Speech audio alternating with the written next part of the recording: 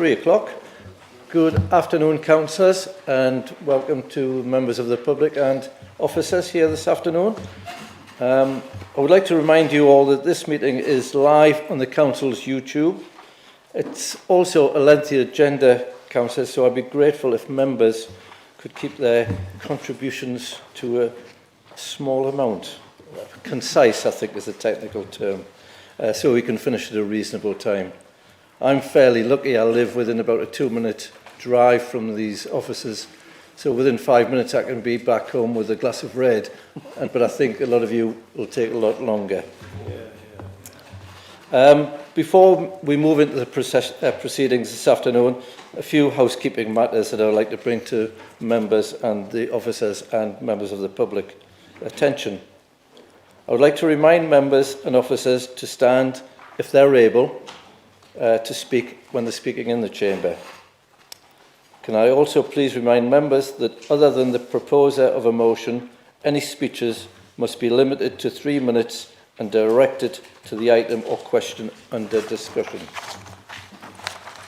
Please may I remind members and officers, including the press and the public who are in attendance today, that mobile phones should be in silent mode or switched off, and no calls should be made or received from the chamber. And I've just done mine as well because I forgot I'd left mine on. So, finally, I would like to welcome a new councillor to Northumberland County Council, Councillor Alan Smith, who was elected as Mayor for Cramlington Eastfield at the by-election on the 22nd of August 2024.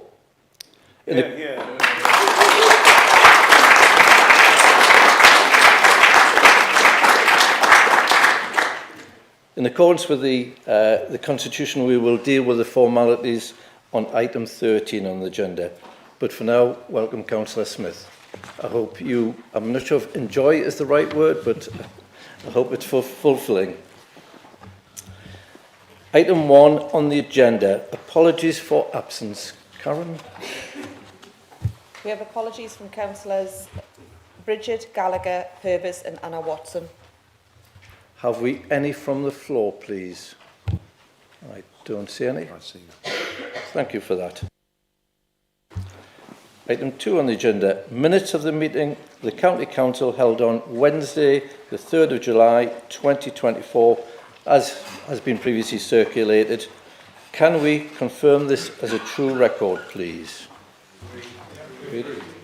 Could we have a proposer and a seconder? Report check. And a seconder, please. Councillor Watson. Councillor Watson.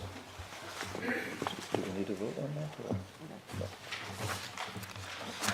that? Item number 3 on the agenda, disclosure of members' interests. Does any member have any interest to declare that have not already been declared to the monitoring officer before this meeting? And I don't see any. Agenda item number 4, announcements by the chair, leader or head of paid services. I'll go first, please. Just to say I've attended about 12, 13, 14 civic duties and events since the last full council. My first event, which is being held, I'm holding my first one, civic event in Ashington. It's in John's Church on the 20th of September, which is a Friday night. We have Morpeth Ellington Brass Band playing. The tickets are only £10, and that includes a little bit of bubbly when you get there and some red or white wine or soft drinks if required, with some light refreshments and canapes. So it's for my charity, Young Lives versus Cancer. I think so far we've sold about 100 tickets, but there's still tickets left if any of you councillors would like to attend. And it would be lovely to see all of you there. If you can't attend, raffle prizes are always gratefully received. So if anybody has any spare raffle prizes, that the Christmas presents or whatever that they don't use, just please pass them on. I'm going to pass over now to the leader because I think he has announcements to make as well. It's not so much an announcement, Chairman. It's more to say congratulations to our 3 new MPs that were elected at the general election in July.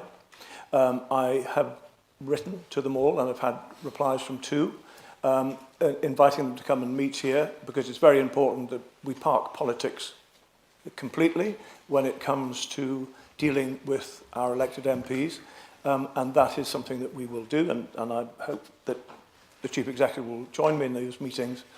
So well done to them, but I'd also like to pay tribute to the work and the dedication shown by the unsuccessful ex-MPs, former MPs, who did a huge amount for Northumberland, and for which we, I'm sure, are all grateful.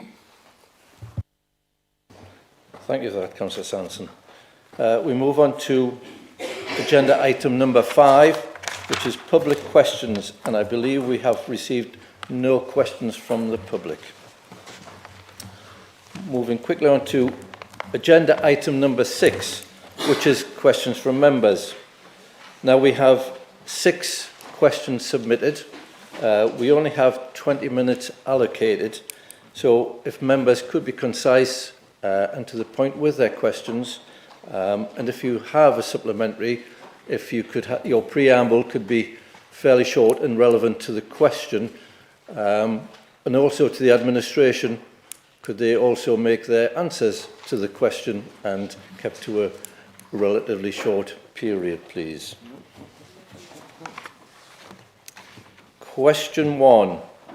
Councillor Robinson to Councillor Riddle. Thank you, Chair. I have 2 20-mile-an-hour potential schemes on the cards in my ward area. I should be going through now, actually. One is a large housing estate where speed is an issue on the internal ring road around it. The other is on the main road where we have 4 school entrances within a quarter of a mile. Our children's roadside safety is something we should never compromise or let up on. My concern is that these 20-mile-an-hour zones are becoming a bit blasé for drivers who encounter them. Can we not call them safety zones or something along those lines, just to give drivers the extra indication that they are entering somewhere that they need to pay more attention to and give a bit more concentration to their driving as they pass through? We could easily incorporate that into the signage so we send a very clear message. Thank you. Thank you for that, Councillor Robinson. Could I ask Councillor Riddle to reply, please? Thank you, Councillor Robinson, for that question. I think all of us obviously are very concerned about child safety and pedestrian safety in general. But the regulations do not permit any further additional signage. The speed limit signs indicate that motorists are entering a low-speed area, and that should be sufficient to convey the message. The government's stance on residential areas is that motorists should be aware of the environment that they are entering and that they could encounter children or pedestrians at any time. So additional signage is therefore not required. That's their stance. In addition, to allow any unnecessary signage results in a proliferation of signs and an overall reduction in their effectiveness. And as you already alluded to, is regarding the 20-mile-an-hour signs in general. And as you know, in Northumberland, in addition to the consideration of the national guidance on 20-mile-an-hour schemes outside schools, we have completed the 20-mile-an-hour zones around schools in Northumberland. Thank you, Councillor Riddle. Councillor Robinson, have you a supplementary? I have now, I've just thrown one up. Due to the answer, are we now going to go around and take all the housing developer signs off, saying this way to that development and that way to that development? Are we going to take all them off now then? If we can't get a child-friendly sign on those posts. Councillor Riddle. Councillor Robinson, as I said to you, we are a statutory body. The government issue the guidance and the rules. This what I've told you, is the rules that are in force at the moment. We cannot put additional signage that you requested up. Well, sorry, but if you're saying, are we going to take the other signs down? They're not statutory signs. You know, if you want to make a complaint about a particular sign, that's up to you to do that. Thank you, Councillor Riddle. Our second question is from Councillor Bourne, and that is to Councillor Sanderson, the leader. Councillor Bourne. Sorry, it is to Councillor Wearmouth. Okay. Thank you, Councillor Wearmouth. In recent years, Northumberland and many northern areas has received much benefit from the levelling up agenda. The first thing that the new government has done is obviously abolish the levelling up department, and I'm concerned that they are stalling and threatening to cancel much of our needed investment. The Prime Minister says that due to lack of money, is yet to find funds. There's no money for these projects, or there may not be money, even though the projects have already been started in many cases. But he seems to be able to find money for inflation-busting pay increases, and is talking about restarting expensive works on HS2, presumably using this same money. Now, key projects like dueling the A1 need to be supported. Is it back to the old days of the North East being ignored by Labour, and what can you as the Council do about it? Thank you, Councillor Bourne. Councillor Sanderson. Councillor Wearmouth. Sorry, Councillor Wearmouth. Why not, though? Right, okay, thank you very much for the question, Councillor Bourne. Obviously, over the last number of years, we've been incredibly fortunate to be the beneficiaries of significant amounts of levelling up funds, whether it's been for the Northumberland line that will be open later this year, whether it's town deal monies for Ashington, for Blythe, whether it's Borderlands growth deal, whether it's heritage action zones in Hexham or plenty more besides across the county. We've been incredibly fortunate, and we're hopeful that we'll be able to continue that. Yeah. I must say, I remember the days of Tony Blair and Gordon Brown where we didn't get a penny despite having all of those cabinet ministers up here, and we can only hope that we don't end up in that situation again. Taking one of your examples of dueling of the A1, which is really, really important for us economically, but also in terms of road safety, when we think of all of those lives that have been lost due to the lack of dueling. There's been so much work done, land acquired, environmental studies done, planning permissions granted, business cases completed, and money set aside from HS2, as you say, and put aside for that project, and that mustn't be thrown away. And I hope very much that we're able to make the case for that continued investment. We will fight for every penny, and we will always be ambitious as a council. Yeah. Thank you for that, Councillor Wearmouth. Councillor Bourne, have you a supplementary? Yes, arising out of that answer, you'd mentioned the old days when we had MPs and cabinet ministers in the North East, and are things going to be different? Well, we have, as we've heard, 4 new shiny Labour MPs. Have they been in touch to assist making the case for the A1? I did note one of them was very interested in Oasis tickets, but have there been any approaches about working together to ensure the A1 is duelled? Thank you, Councillor Bourne. I'm not actually aware of any direct approach from any of the new MPs in that regard, but what I'm going to do is pull together a set of information with the help of officers to make sure that we can continue to build the case as we've always done. Failure in terms of these projects is not an option. And when it comes to, Oasis tickets and so on, you would have thought that there would have been some question maybe about how Keir Starmer gets his Taylor Swift tickets, which he gets for nothing, but hey ho. But nonetheless, it's really important that Emma Poody, the new MP in Cramlin and Killingworth, doesn't let the progress that was made under the last Conservative government and under this council slide away. Definitely maybe is not enough when it comes to regeneration in Northumberland. We don't want her to be begging voters not to look back in anger when it comes to election time next time around. Thank you for that, Councillor Wearmouth. Can I just... The councillors have been very good in asking the questions, have been very quick with the questions. Could the administration be just as quick, please, with their replies? You won't hear from me again, John. Unless I get it wrong. Councillor Swinburne, question 3, and this is to the leader. Thank you, Chair. The new Labour government have announced a ridiculous increase in housing numbers of 222% in Northumberland, meanwhile proposing a reduction of 20% in Greater London. Places like Cramlington, where the current house building was agreed before this administration, already exceeds the town's housing need. Can the leader tell me what the implications are, in his view, for our county and communities like Cramlington that have already seen huge amounts of house building in recent years, and what he will do to help Cramlington and other areas from being nothing more than a concrete jungle for multi-billion-pound house builders to take over any bit of land and valued open space they want at the expense of our residents? Thank you, Councillor Swinburne. Councillor Sanderson. Thank you very much. That's a very good question, and certainly something that has troubled a lot of us recently. But I'd like to take councillors back to March 2022. And we had a meeting of council then where we agreed our new local plan.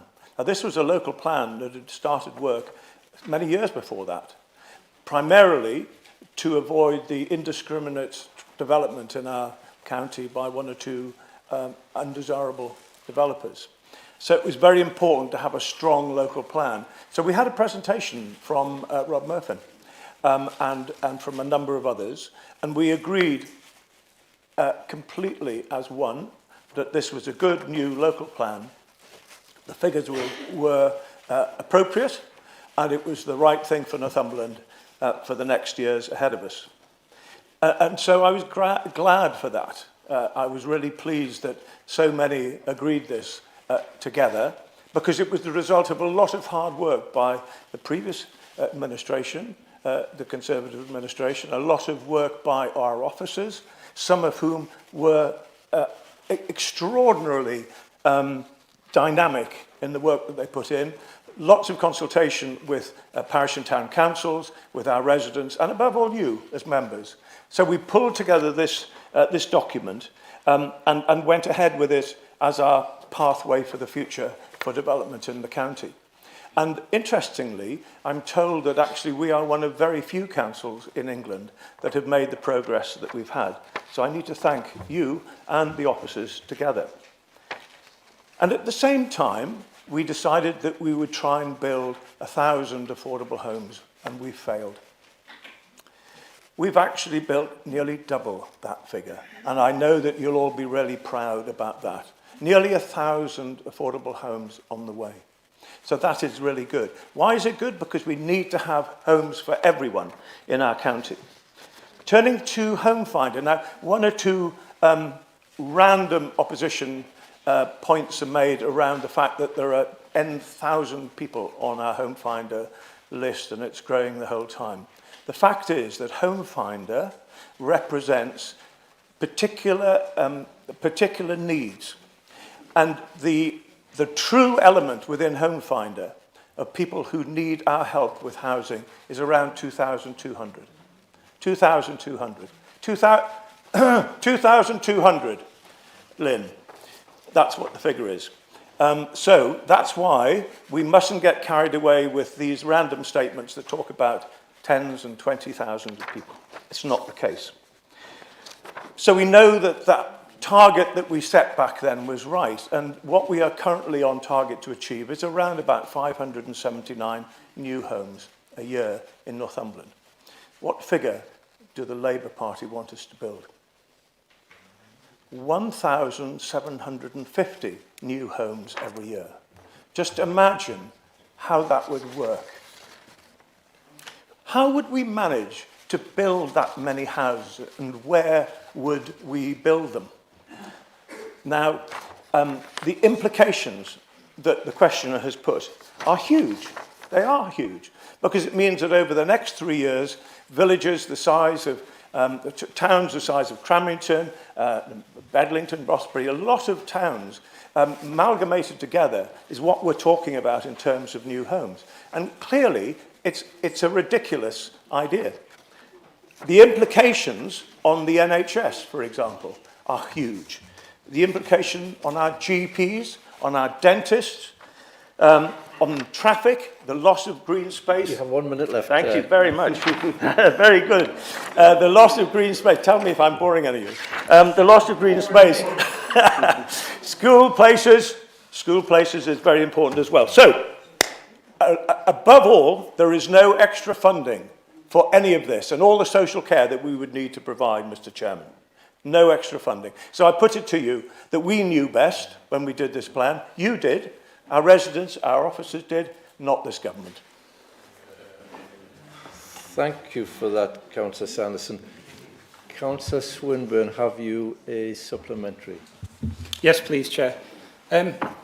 Obviously, what you've explained there is the worry, Leader, which most of our residents have got with such a huge increase in building. Is there, I mean, it was mentioned previously, we've been talking about levelling up for a long while, but now it seems to have reverted back to the north-south divide, which we don't want to see happen when there's such a huge increase in the north and a reduction in the south, when we know in the south there's massive overcrowding. As you say, what you've explained there, I mean, the figures that have been bandied around is like 31,000 houses.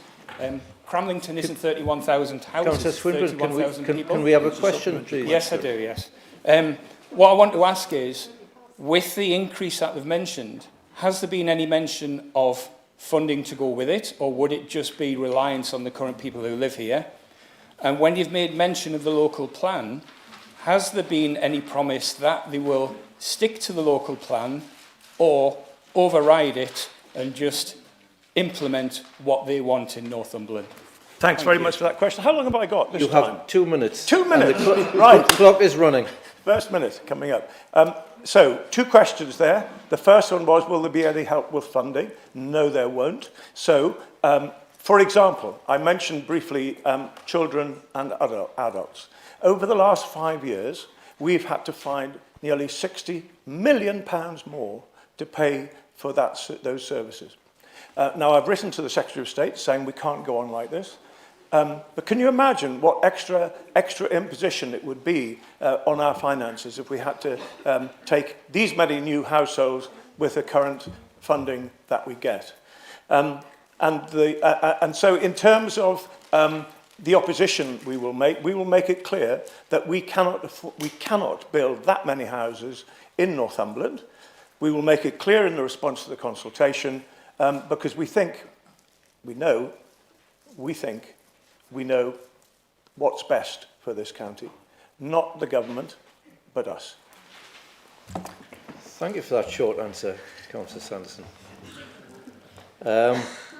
Question number 4 from Councillor Chicken to, it's not Councillor Jones, it's to the leader. Councillor Chicken. Thank you. I promise no lyrics from Oasis anyway. It says actually to Councillor Jones. Like myself and many other members, I'm sure you are disgusted at the decision from this Labour government to revoke the winter fuel allowance for many pensioners who are literally just a few pounds over the £218 a week threshold. There are very cold winters in Northumberland and many of those will struggle throughout that winter. Will you, along with me and many others, urge MPs to reject this at the up-and-coming budget debate in October? Thank you. Councillor Sanderson. Thank you very much for that question. Well, there was a rather bad-tempered post on the Labour in Northumberland Facebook page, which I don't actually look at, I have to say. But I was shown it. Somebody put it under my nose, so I had to see it. Because, like so many of the Labour... Is it that one? Oh, gosh, is there one here? Like so many of the posts that some members put on and then use on their own rather sad posts, we feel that despite the bad-tempered post, we have a role here. We have a role to play in what has been agreed yesterday. And what was agreed yesterday was something that will affect us all in the county, and I know that when I look at all of the members here, specifically some who take great interest in tackling inequalities, which is one of our key priorities, that you too, I'm sure, will feel very let down by the decision that was made to take away the winter fuel allowance from pensioners who have worked hard, who have saved just enough to be able to get through to get through their retirement, and now find that at a time when fuel prices are going up, that actually they're going to have to lose that helpful £200 or £300 that they get. So what have we done? We've already started work. we have worked very closely with CAB and Age UK and others to make sure that we are reaching out to all those people, and it could be as many as 70,000 pensioners in Northumberland who stand to lose out. We've written 700 letters to those people who we feel might be eligible for pension credit. And we, of course, have this huge spread of warm spaces that we have, and those of you who take an interest in this will know this. In Prada, for example, I think there's one of these. So we all need to take great interest in our warm spaces. And so well done to all the volunteers and all the institutions who are helping provide that potential help that some of these people are going to need. It is serious because 70,000 may well be affected. And I want to just ask a quick question, maybe to Councillor Dickinson. Councillor Dickinson, am I allowed to ask a question? I don't know. Let's see how I get on. Here's a question. Councillor Sanderson, you're answering questions, you're not asking. True.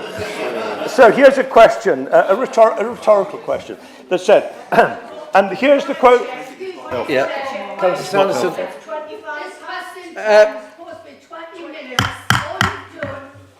Excuse me, Councillor.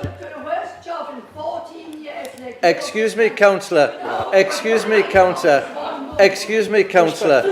There's one person chairing it, and that's myself. I'm keeping an eye on the time, and I will. I know that. That's why I'm allowing it at last. Councillor. Thank you. Point of order, Chair. No, Councillor Flux. Okay. Councillor Sanderson, would you finish your answer? I think I've always felt that in this chamber we were allowed to speak and say what we should be able to say without being interrupted. Please, councillors. No, councillors. Councillors, this is not a debate, except we are listening to an answer. Thank you. Let me continue. This is the question anyway. Here's the quotation. Any attempt to remove winter fuel allowance would be the single biggest attack on pensioners in a generation in our country. Sir Keir Starmer said that just a few years ago. And a local councillor said not a few months ago, and big capital letters, Labour will retain winter fuel allowance. It says, I'm shouting because it says it in big letters on the thing. So anyway, they weren't listening. I'm sorry if it... Councillor Sanderson, sorry, you've gone over your time for your answer. That's very bad. That's very bad. Well, I was interrupted, wasn't I? You still went over, Councillor. Councillors.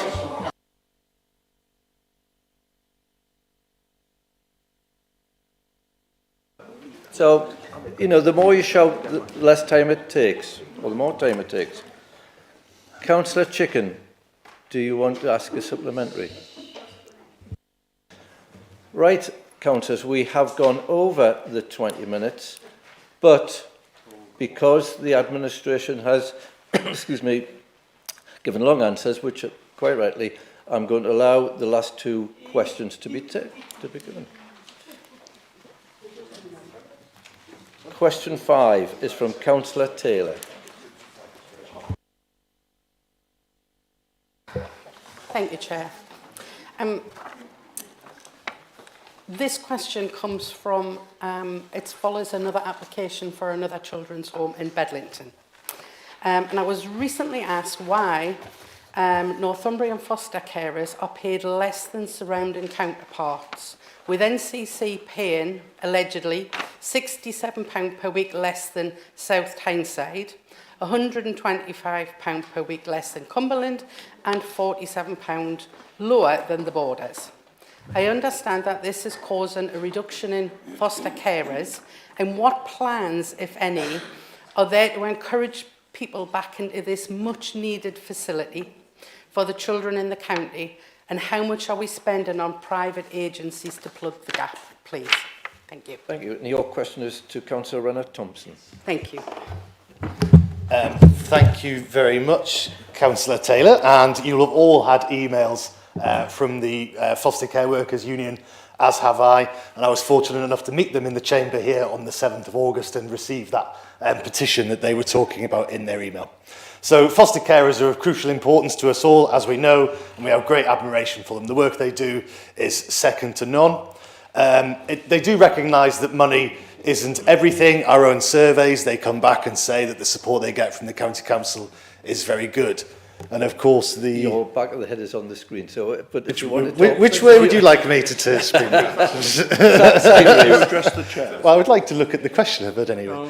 Now, of course, this was also recognised in our recent Ofsted inspection, where Children's Services got an outstanding Ofsted.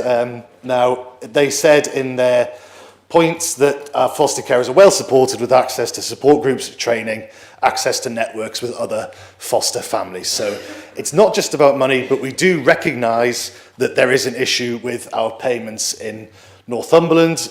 We are in the process of reviewing to increase them. We will be having a paper to October Cabinet with those figures in. We're looking at an immediate uplift from that Cabinet meeting and then a further uplift for the next financial year. Budget setting to bring us up. So that would bring us more in line with places like Newcastle, where we are currently below. Now, in terms of the figures you asked for, in terms of independent fostering agencies, the average IFA cost is between £950 and £1,000 a week. In the last financial year, we spent £1,640,948 on independent foster agencies. But we are winning that battle. We did have 40 of those placements, but we're down to 33, and we're hoping with the adjustments we're bringing in, we'll get that down even further. Thank you, Councillor. Councillor Taylor, have you a supplementary? Thank you very much. Thank you, Councillor. That was really informative. Can you let me know when we're going to do an uplift to the amounts that are going to be paid, and what we're going to align? Are we going to align with South Tyneside, or are we going to align with Cumberland, which is going to be about £125 per week, or what are we aiming for, a percentage increase in between? Thank you. Councillor Thompson. Thank you. So they're not straight examples. So what those figures give are average payments of the different bands. Foster payments are banded. So there are some foster parents in Northumberland that will already get paid more than those figures quoted for South Tyneside, etc., etc. And of course, those other councils that have been mentioned don't necessarily have the support networks that we are able to give to our foster carers. So again, it's not a straight comparison. I can't go into the exact figures, I've been told by our legal department, because we have to go through the proper decision-making procedure, and that will be made known at the next full Cabinet meeting in October. Apologies. Thank you, councillors.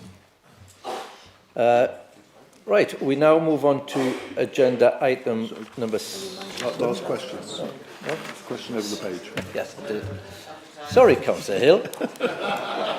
It was a Freudian slip when I saw your name. Councillor Hill, you have a question. I was going to let it go to not allow another Tory political broadcast, but I will ask my question. To the leader, does the council have any specific plans to help those vulnerable residents who've had their winter fuel allowance taken away from them by the Labour government? Councillor Sanderson. Well, just so I'm clear, how long have I got?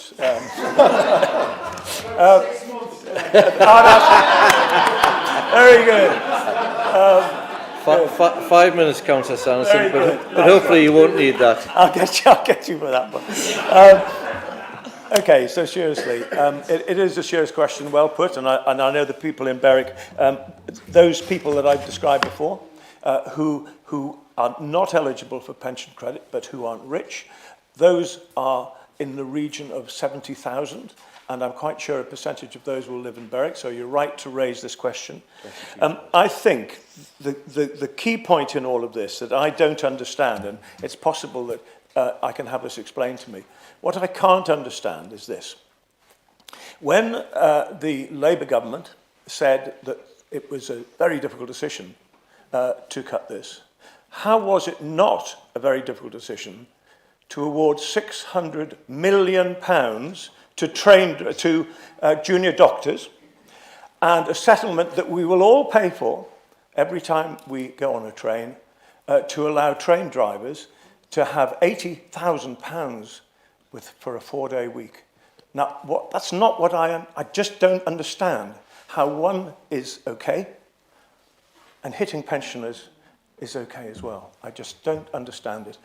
It can be explained to me, I'm sure. I think it's a terrible decision. I think it's a crass decision.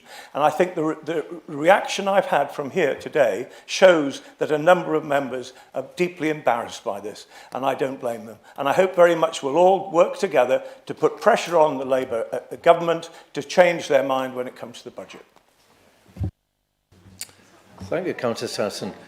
Councillor Hill, have you a supplementary? Yeah, I mean, the supplementary was just we all, I think they all agree. It was a dreadful decision, but it was just what the council, if you've got any specific plans you're drawing up to help these particular individuals. Yeah. Councillor Sanderson, yeah. You have 2 minutes. I have 2 minutes. Right. Cue.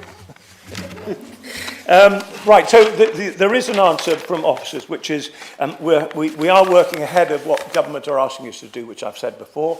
We're working with our key partners. We've got communities together. All of the brilliant people that we have working for us are already on the job. We've written to pensioners who we think might be eligible, and we are working in all sorts of ways. We're offering appropriate support around staying warm. As well as continuing with the Citizen Advice Energy Support Pathway, which helps with bills, debts and energy efficiency. And we're working together with Citizen Advice, Age UK and many warm spaces to ensure that this information is spread. Can I just, hopefully I've got time, if you can just take your eyes off your watch for a second. There is the list, members, of the warm spaces across the county. It is an incredible list, and all I can say is thank you to all of them who are involved. Thank you for that, Councillor Sanderson, and thank you for your questions, councillors. We now move on to item 7 on the agenda, which is report of the Cabinet Member for improving our roads and highways. This is for information. There's no vote on this, but we will allow questions. And I'd like to invite Councillor Riddle to present this report. Councillor Riddle.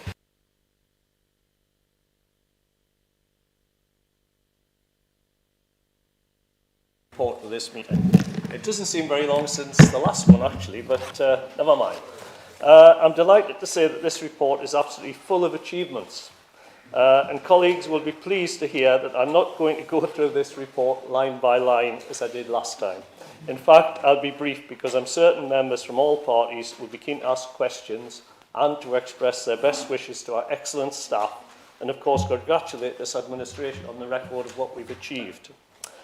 I'm proud that all staff have worked in this portfolio, and last winter we saw more storms and severe weather events than I think ever. Yet our teams coped extremely well and kept this county moving throughout. And we haven't just mended and fixed and repaired our roads, we've continued to invest in roads and transport. It was 23.4 million was invested in 23-24. And we're well underway with delivering £36 million of improvements to our highways for this year.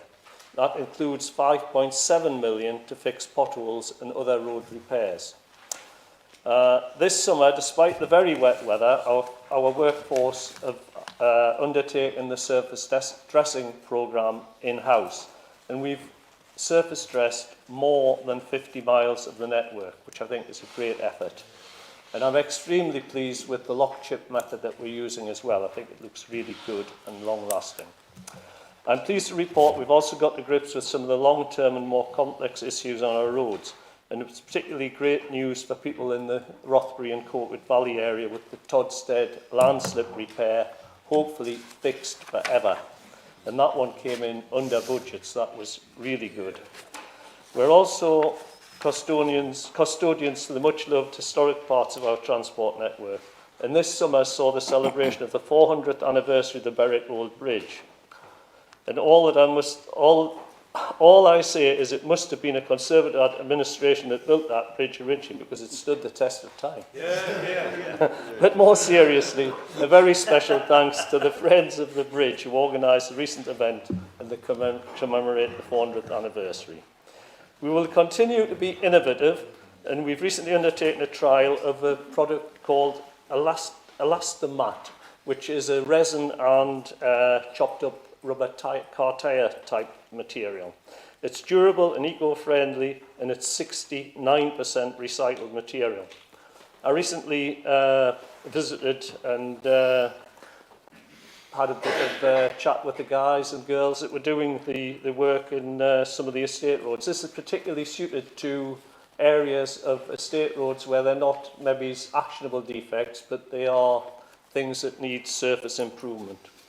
Our high-vis inspection teams are using AI, artificial intelligence, to identify road conditions, and the Fix My Street Pro has proved itself over the past year with over 49,000 reports made through the system, making it easier for us to know where the problems are. But, you know, I mean, in one sense, that's, you might think 49,000 is a lot, but it is now an awful lot easier for people to put things on there and also for us to know where things are. The administration and my portfolio care about our local economies in our towns and villages, and we continue to progress car park improvements. Work has started on a permanent car park at Maitland Terrace in Newbiggin, including 4 EV bays and 4 disabled bays at the cost of £750,000. And just a reminder, if it's needed, all our town centre car parks are free and will continue to be.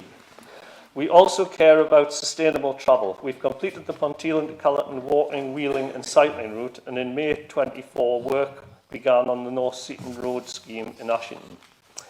And the Blythe Active Travel Scheme connecting Kingsway and Plessy Road is due to begin this month. The 2 active travel schemes for east to west connection in Bedlington and a connection between Hexham and Corbridge are also due to begin construction this autumn/winter. Now my portfolio update would not be complete without a mention of public toilets. And whilst many councils have shut theirs, we've maintained and improved our public toilets because they're important for walkers, visitors, young families and all residents in our county. We've refurbished the public toilets in Sea Houses, Holy Island, Bamborough, Alnwick, Wooler, Hexham, Berwick, and we'll move on to refurbish toilets in Allenmouth and Plessy Woods. So if you need to spend a penny, you can rely on this administration to keep the toilets open. In fact, you won't even need to spend a penny because they're free, just like the car parks. I did see recently on the TV that one of the councils was getting criticised for having to use a credit card to go to the toilet. Those are some of the highlights in this report, Chair, and in the coming months I look forward to working with the teams to improve our highway drainage to help reduce flooding issues, improve road safety and better protect our highways, using our fleet of 4 new gully tankers that this administration invested in. We'll continue to deliver our capital programme, including completing the construction of the Mitford Road landslip scheme. These issues are becoming more frequent due to the severity of weather events, and it's worth noting that we don't get any extra help for these. We'll also start work on construction of 2 active travel routes connecting Hexham to Corbridge and Bedlington to Bedlington Station and Camas to provide around 14 kilometres of new sustainable transport routes. We'll get on with the Alnwick Cobbles project, something very important to residents of this historic town. We will continue with car park improvements, including Castlegate in Berwick. And I'll finish by saying the previous government's commitment of £184 million over the next 10 years for road maintenance in this county. All I'd say is, well, let's wait and see. I hope that that still continues and that that isn't watered down. Also, the administration will continue to make a strong case to government for the dualling of the A1, delivering the Blythe Relief Road and upgrading the Moor Farm roundabout. And I'm sure members from all groups across this chamber will join us in calling for these important investments to continue. Chair, I thank you and I thank members and officers for all the excellent work. Thank you. Thank you, Councillor Riddle. I have Councillor Morfitt and then Councillor Dickinson. Thank you, Councillor Riddle, for the report.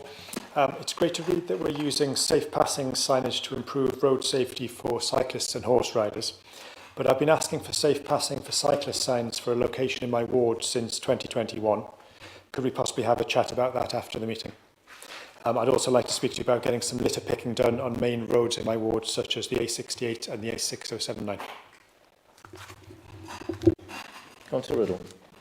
Yes, we can certainly have a chat about things, Councillor Morton, not a problem. And as far as the litter picking goes, we've actually set up a team or teams for litter picking on major roads. And actually, I think we've been put aside, I think it's £298,000 to actually do that, because we do understand how it is important to keep the environment and everywhere tidy. Councillor Dickinson. Oh, thank you very much, Mr. Chairman. By golly, you've waited a long time to have a little bit of fun like that at the beginning, haven't you? 14 whole years you've been waiting, Glenn. You've got it now. Anyway, on to this report. Firstly, I just want to thank Councillor Riddle and the team for applying for government funding for the multi-use facilities, toilet facilities for the disabled people and others at George Bay Country Parks, because I think it's fantastic. I was pleased to go along and see it with John and just know that it's going to be opened up to all the people that need it to access that service. I think it's fantastic. I think just going on to this, you can see the level of work that goes into Highways Canyon. You can see the level of determination that the team have to try and deliver the best they can with what they've got. I think some of the issues that we continue to see, which I'd like further investigations on, are some of the repairs not lasting very long, some of the contractors not doing the job that you would probably expect of them, John, and us having failures in our wards because of that, because actually it doesn't represent value for money, which is something that we should be looking at with everything that we do. And I know you're nodding there, John, because you agree with that too. And looking at the work that's been carried out will enable us to better plan for the future and hold contractors to account, I guess. The second thing around Fix My Street, it's really good. You know, people use it. Some of the problems we still persistently have are jobs being closed when they're not closed, John. And people are putting them back in, and we're getting multiple entries on the same thing because things are being closed when they haven't been sorted out. So that really needs more refining. We knew it would take time. The second thing is lots of town and parish councils have written to me about the Fix My Street issue. Originally, we had problems when it wasn't filtering down to them, when the council was simply responding and saying that's a town and parish council issue, but not then passing it on to the town and parish council. Some of that appears to have improved, but there's still lots of other issues where I think some of the departments don't realise they've got a responsibility to pass that on, so the town and parish council don't have a clue that it needs to be fixed. But other than that, you know, we absolutely recognise the effort that the team have put in, and apart from those bits and pieces that we would like looked at, we thank you for some of the work that's been done. Thank you. Thank you, Councillor Dickinson. Councillor Riddle, did you want to come back to any of those points? Thank you for those comments, Councillor Dickinson. You know, we do actually check up on the quality of repairs, and you know, they do, when there is a repair done, there is they've got their iPads to take a photograph beforehand, take a photograph after, the time stamped, etc. And you know, we have our inspectors, so we do check up on them. But yes, I want repairs that last a long time as well. You know, revenue funding and drainage work is vitally important on the network. Unless we get the water off the roads, we're in for major problems.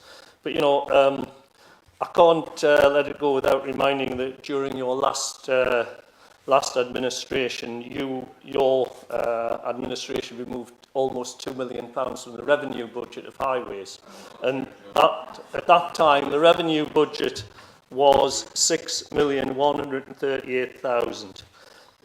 This year the revenue budget is 9,614,000, and it's probably still not enough, if I'm honest. You know, I am always at Jan asking if we can have more revenue, because I do recognise that you know, we need to be ahead of the curve.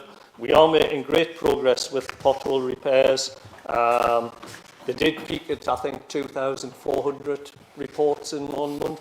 We're down to into the 400 and something, I think, for this last month. So, you know, we are on top of it, but we have a winter coming. I do recognise that weather plays a part in it. But, you know, I do really want to thank our staff who've done a sterling job. And let's hope that that all continues and that we don't get too severe a winter. Thanks for that, Councillor Riddle. I've got Councillor Grimshaw. I saw another hand. It was a Councillor Foster. Yeah, I thought it was. Councillor Grimshaw for... No problems. Thanks, Lynn. Councillor Foster. Thank you. Three things, I'll make them brief. First of all, just to carry on from Councillor Dickinson with regards to the repairs to potholes. We're seeing some absolutely lovely jobs where they're all squared off and they're lasting. Fabulous, thank you. We're seeing some splodges, and that's the best word for it, it's a splodge. But you can see the road around it is still cracked up. So you know for a fact that's not going to last 2 minutes, and they don't. And I've got a resident who regularly sends me photographs when the repairs are done like that, which get forwarded to highways. So my question on that one is, why is there such a difference in the quality of repairs? And that's in the same electoral division. It's not as if one's in Stakeford and another one's in Ponteland. These are in Stakeford. We've got two different qualities. A second one, with the extreme weather conditions we're seeing more and more, we are facing more and more flooding. And I've got an area in particular, I'm just going to mention this one, but there's obviously a lot more than that, where this lady's house is almost flooded nearly every time. Now, the response from the council is fantastic. They're out, they get the water away from her house, which is brilliant, and she's very grateful for that. But there is no drain. There is no drain there to drain the water away, and that is what the problem is. And I've been told it's on a list, it's on a spreadsheet. It's no good on the spreadsheet. We need the drain there. So what's been put in place to get drains in where we actually need them?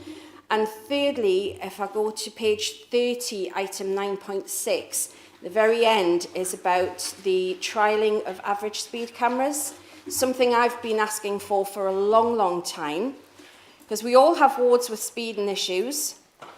And how much involvement is there going to be with councillors to work out the sites that these trials are going to take place in? Because I know a lot of us would absolutely love the trial. And what are the timescales for those trials? And how long will the trials be in place for before we can expect to see some results from that and plans to move forward? Thank you. Thank you, Councillor Foster. Councillor Riddle. Okay, well, I'll start by making the point that, this administration hasn't cut any frontline services. So, that's the first point. The point about, sorry, I should have answered, the point about fix my streets that Councillor Dickinson raised. Yes, I do recognise it. We are learning as we go forward. I do believe it is getting better. We are altering and enhancing the responses that people are getting now, not just this closed off thing. So that's that one. On the repairs, this administration put forward the trial of when we did this cut-out patching, because it was Councillor Sanderson that used to talk about splodges, I think, before anyone else, when he was portfolio holder for highways. And, the trial was we did a one in the north, we did a one in the west, and it proved to be very successful in that the quality of repair was better, the ride quality was excellent, seamless when you went over them, etc. And I'm sure the longevity will be good as well. The problem is the cost per square metre, and the fact that we are doing more and more proper patching. There was an extra 2.5 million that was put in that was specifically for structural patching, cut out and repair. But officers tell me that we must still use splodges because we can't do all cutouts, and the cutout repairs take longer. We've got to have road closures. We've got to, 12 weeks lead-in time to get a road closure order, etc., and all the traffic management that goes with them. If we can go in and do a repair that's less than 20 minutes, we don't need to do all this legislation. So there is a balance to be had. I'm always pushing for more and more structural repairs, but we've got to keep the network safe. We've got to protect ourselves from litigation. So that is why we do it that way. Thank you, Councillor Riddle. Councillor Grimshaw. Chair, sorry, could I have my final part of the question? Oh, yes, sorry. Sorry, it's about the drains and about the... cameras. The drainage. Yeah. Sorry. The drainage, if you're talking about new drainage, you know, I don't know anything about that, to be honest. It'll have to go onto a programme, as you say, if it's new drainage. You'll have to talk to officers about it, put it in the LTP, whatever. As far as drainage of the existing network goes, yes, we are putting more money into drainage and gully cleansing. The cyclic period is far too long for gully tankers to be going around, and we need to reduce that. We're getting better with the GIS and identifying where the hot spots are. There's more and more back office programs that we are running that plot times and locations of difficult spots. So we're doing all of that. And as far as the speed camera thing goes, there's a paper going to this next cabinet meeting about the speed camera partnership. As you know, we are just one of the councils. We are not the lead council on it. It has to go through all the cabinets, and then the cameras hopefully will be digitised within the year. That's the fixed ones at the moment. As far as any trial of new ones go, it's, you know, I'll have to get back to you on that one, to be quite honest, because I don't know the locations of those at the moment. So it'll have to be a written answer for that one. Thank you, Councillor Riddle. Now, I have 7 more councillors who indicated they want to ask a question. So if we could keep the questions to possibly 1 per councillor, and it's a very important subject, and everybody has issues in their wards. But if we can keep it to a simple question and a straightforward answer. Councillor Grimshaw, please. Thank you, Chair. Yes, on page 26, 8.7, and I noticed that there has been some patchwork done, and one in particular that I'm bringing to yourself today was Rotary Way. Now, that I had people phoning me up to say it was like an episode of Top Gear, because we're actually taken off, because it hadn't been levelled off the road when they had done this patching. And I had to phone up and ask, yes, we've got wonderful officers, we've got lovely people working for you, but I think that perhaps it should be looked at in more depth when you're thinking it's going to be signed off, because obviously particular roads was in such disrepair after they've been done, you've got to go back and do it again. Now, I'm quite aware of the fact that you and C and D, or whatever you want to call them, and I've brought it up before, leading up to farms and goodness as well, absolutely wonderful. You could eat your dinner off the roads in those areas, and yet major roads leading into towns and major roads are left with rubbish, just pieces of, well, splosh, leading up to, and there's going to be new college in Ashington coming up Rotary Way, and yet some of the repairs that should have been done while they were doing this patch. So, excuse me, I'm interrupting you. Thank you. And the thing is, when you're looking at that, and you're going to have a major college coming into Ashington, you're going to have a major college coming in Ashington, and the road can't even be repaired properly. Because there's still areas where if they had the material, they could have just gone from here to there to put a little bit more patching in. So, really, I would just like to look at that. We've got wonderful officers, we've got wonderful lads on the ground, but are they stretched to the limit of the time that they spend on these splurges of stuff that they're putting in, especially in the southeast of the corner? Thank you, Chair. Thank you, Councillor Grimshaw. Councillor Riddle. Thank you, Councillor. All I can say is that if there's a particular area that you're not happy about, then you need to speak to me, and you need to also speak to the inspector. It's the inspector that's supposed to be checking the jobs. If there's something that hasn't been done, if you're saying you take off on it, either you're going far too fast or else it's not very good, the repair. So we need it looked at. So, you need to report it. I can't see every pothole that's fixed in the county, I'm afraid. So, we rely on officers to monitor the work.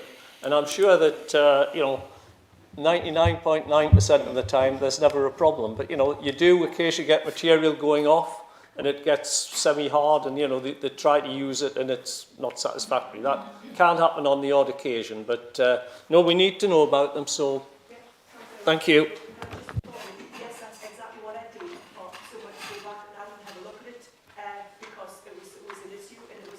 Motorists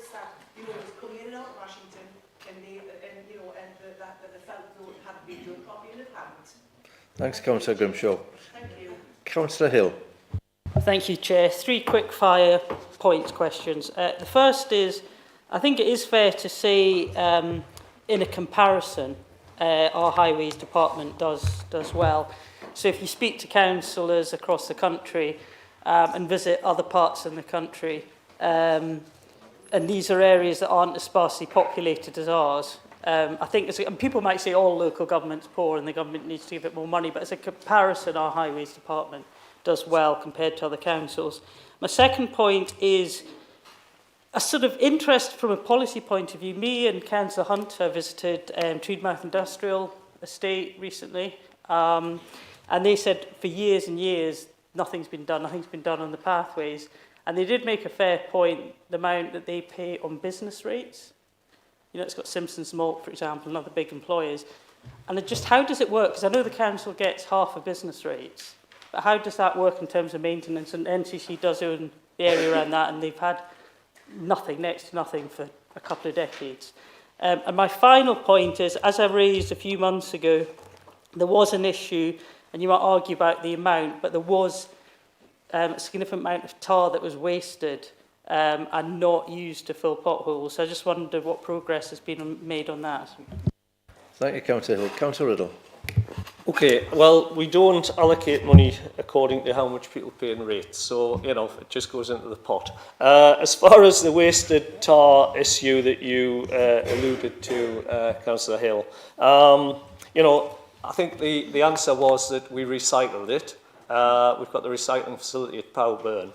But what I will say is that since then, during this summer, we have put in a fixed hot box at Alnwick. So we won't be transporting tar such great distances. There was an issue with the limited number of quarries that were doing hot tar, and the fact that it was a long way up to Berwick, etc., and sometimes the tar was getting cold and unusable. So now we've got this facility at Alnwick that we can keep a decent quantity of hot material in to transport it out. Thank you, Councillor Riddle. Councillor Nesbitt. Thank you, Chair. John, it's just about the home zone once again. I've been banging on about it for years now. You did meet with me at the beginning of this year, and we went along there and had a look, and you agreed with me that the roads were really bad. And you also said that there was some money, that was extra money had been found, that you would put it into the Cook and Key area on the roads. I'm yet to see anything done. The roads are really, really bad. They're sinking.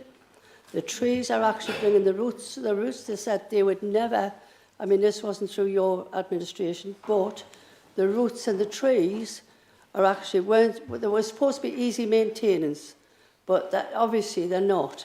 The roots are coming up through the path now, which is breaking the paths up.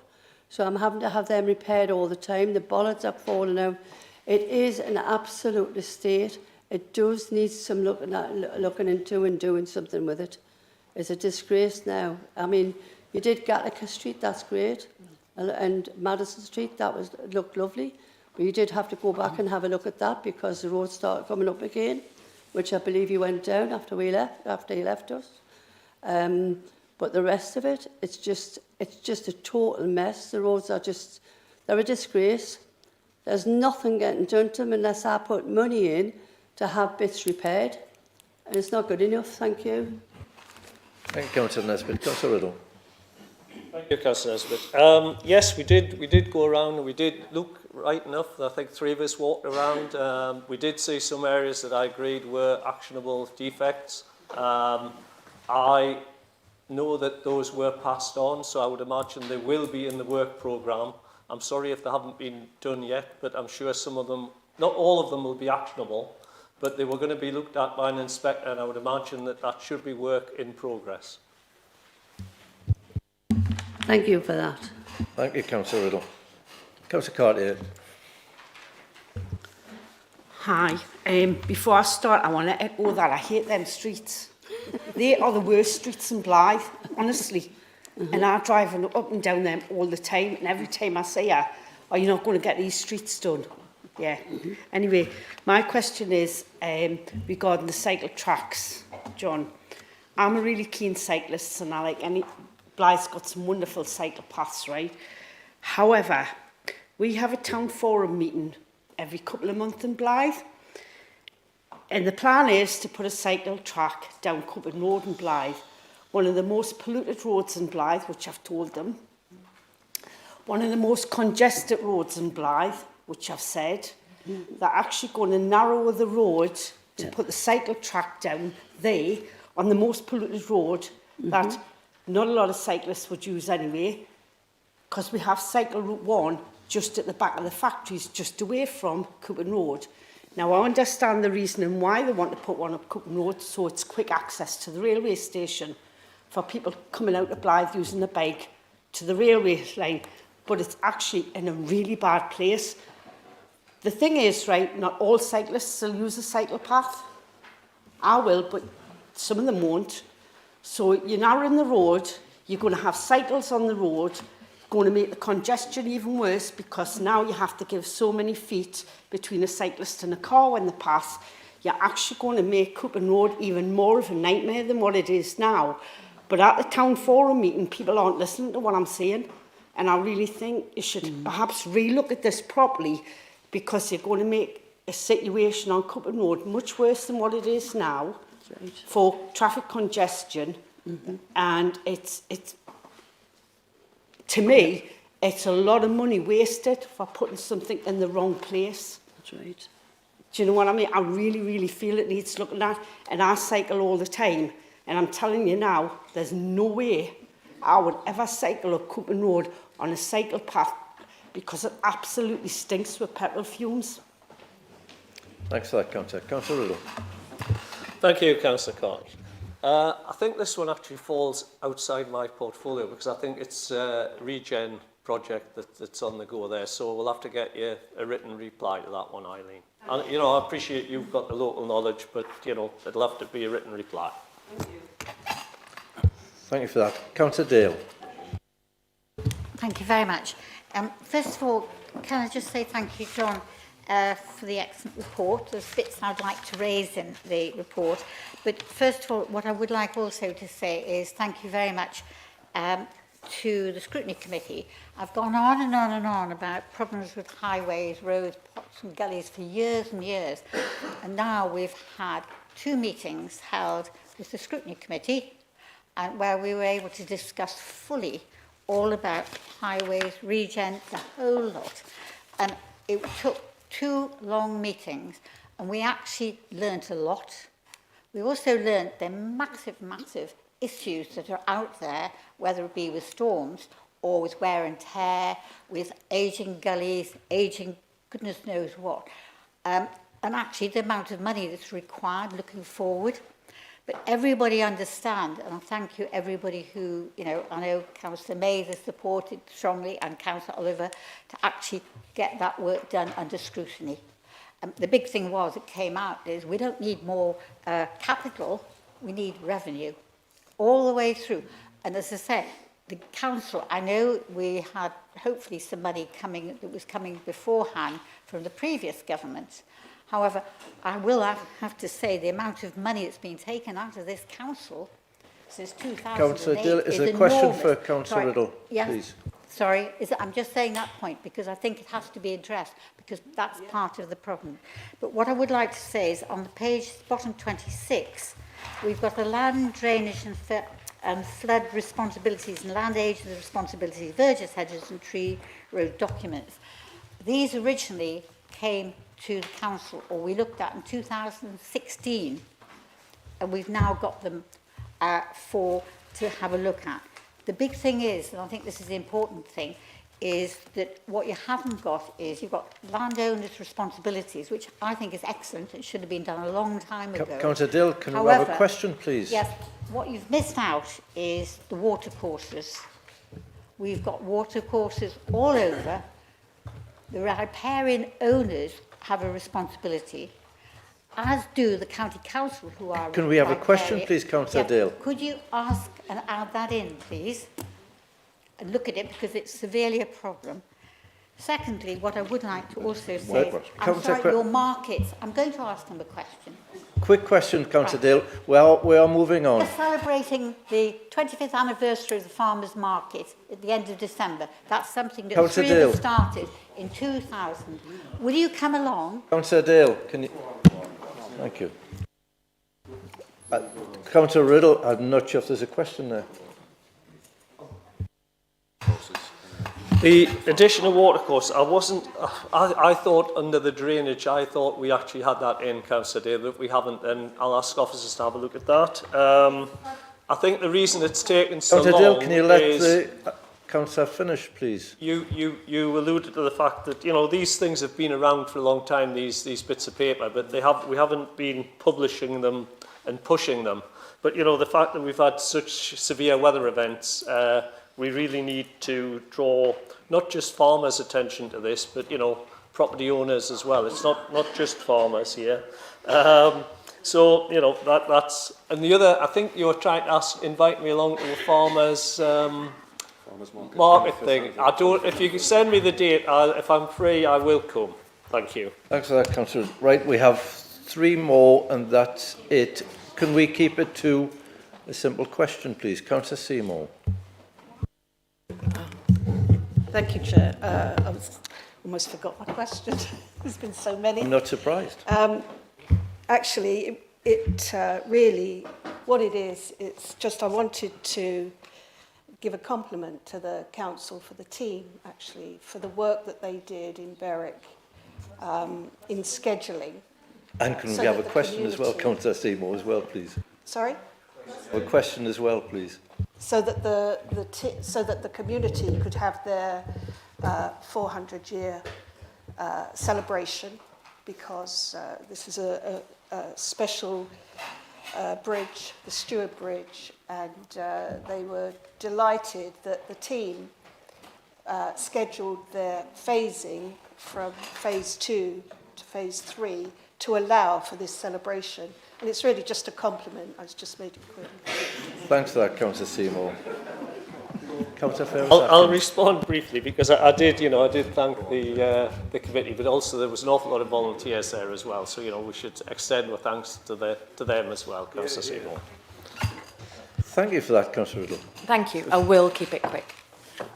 Thank you for the toilet works in Hexham. Thank you for the active travel scheme to Corbridge. Now on to winter highways.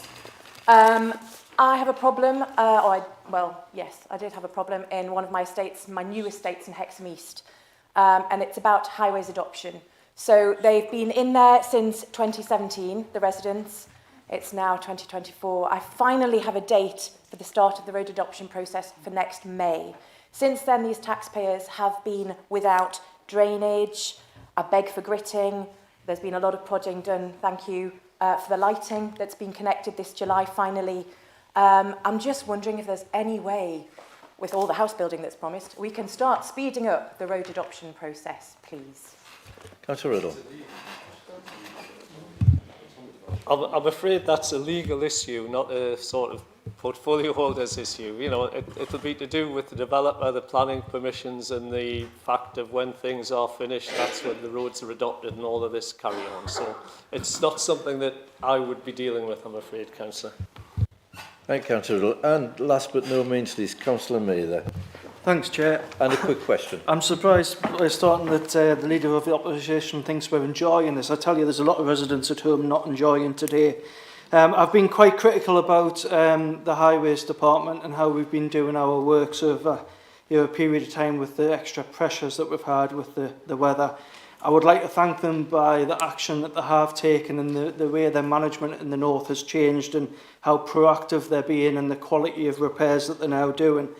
Following on to the scrutiny committee that we have identified the landowner and drainage and trees issue. Councillor Riddle, will you join me in ensuring that the officers and the inspectors do have the time and support that is needed to make sure that we challenge landowners, land managers of any sort next to the highways to make sure that it's not this council getting beaten with a stick, that actually it's responsibilities of other landowners, but I think those inspectors do need the time and the support to do that. Thank you for that, Councillor Mather. Do you want to respond, Councillor Riddle?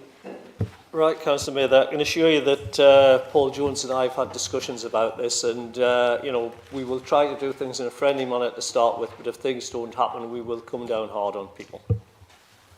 Thank you for that, councillors. We now move on to item 8 on the agenda, which is report of the Cabinet Member for looking after our environment. Again, this report is for information only, there's no vote, but there are questions if you like. I would like to invite Councillor Horncastle to present this report. Thank you, Chair.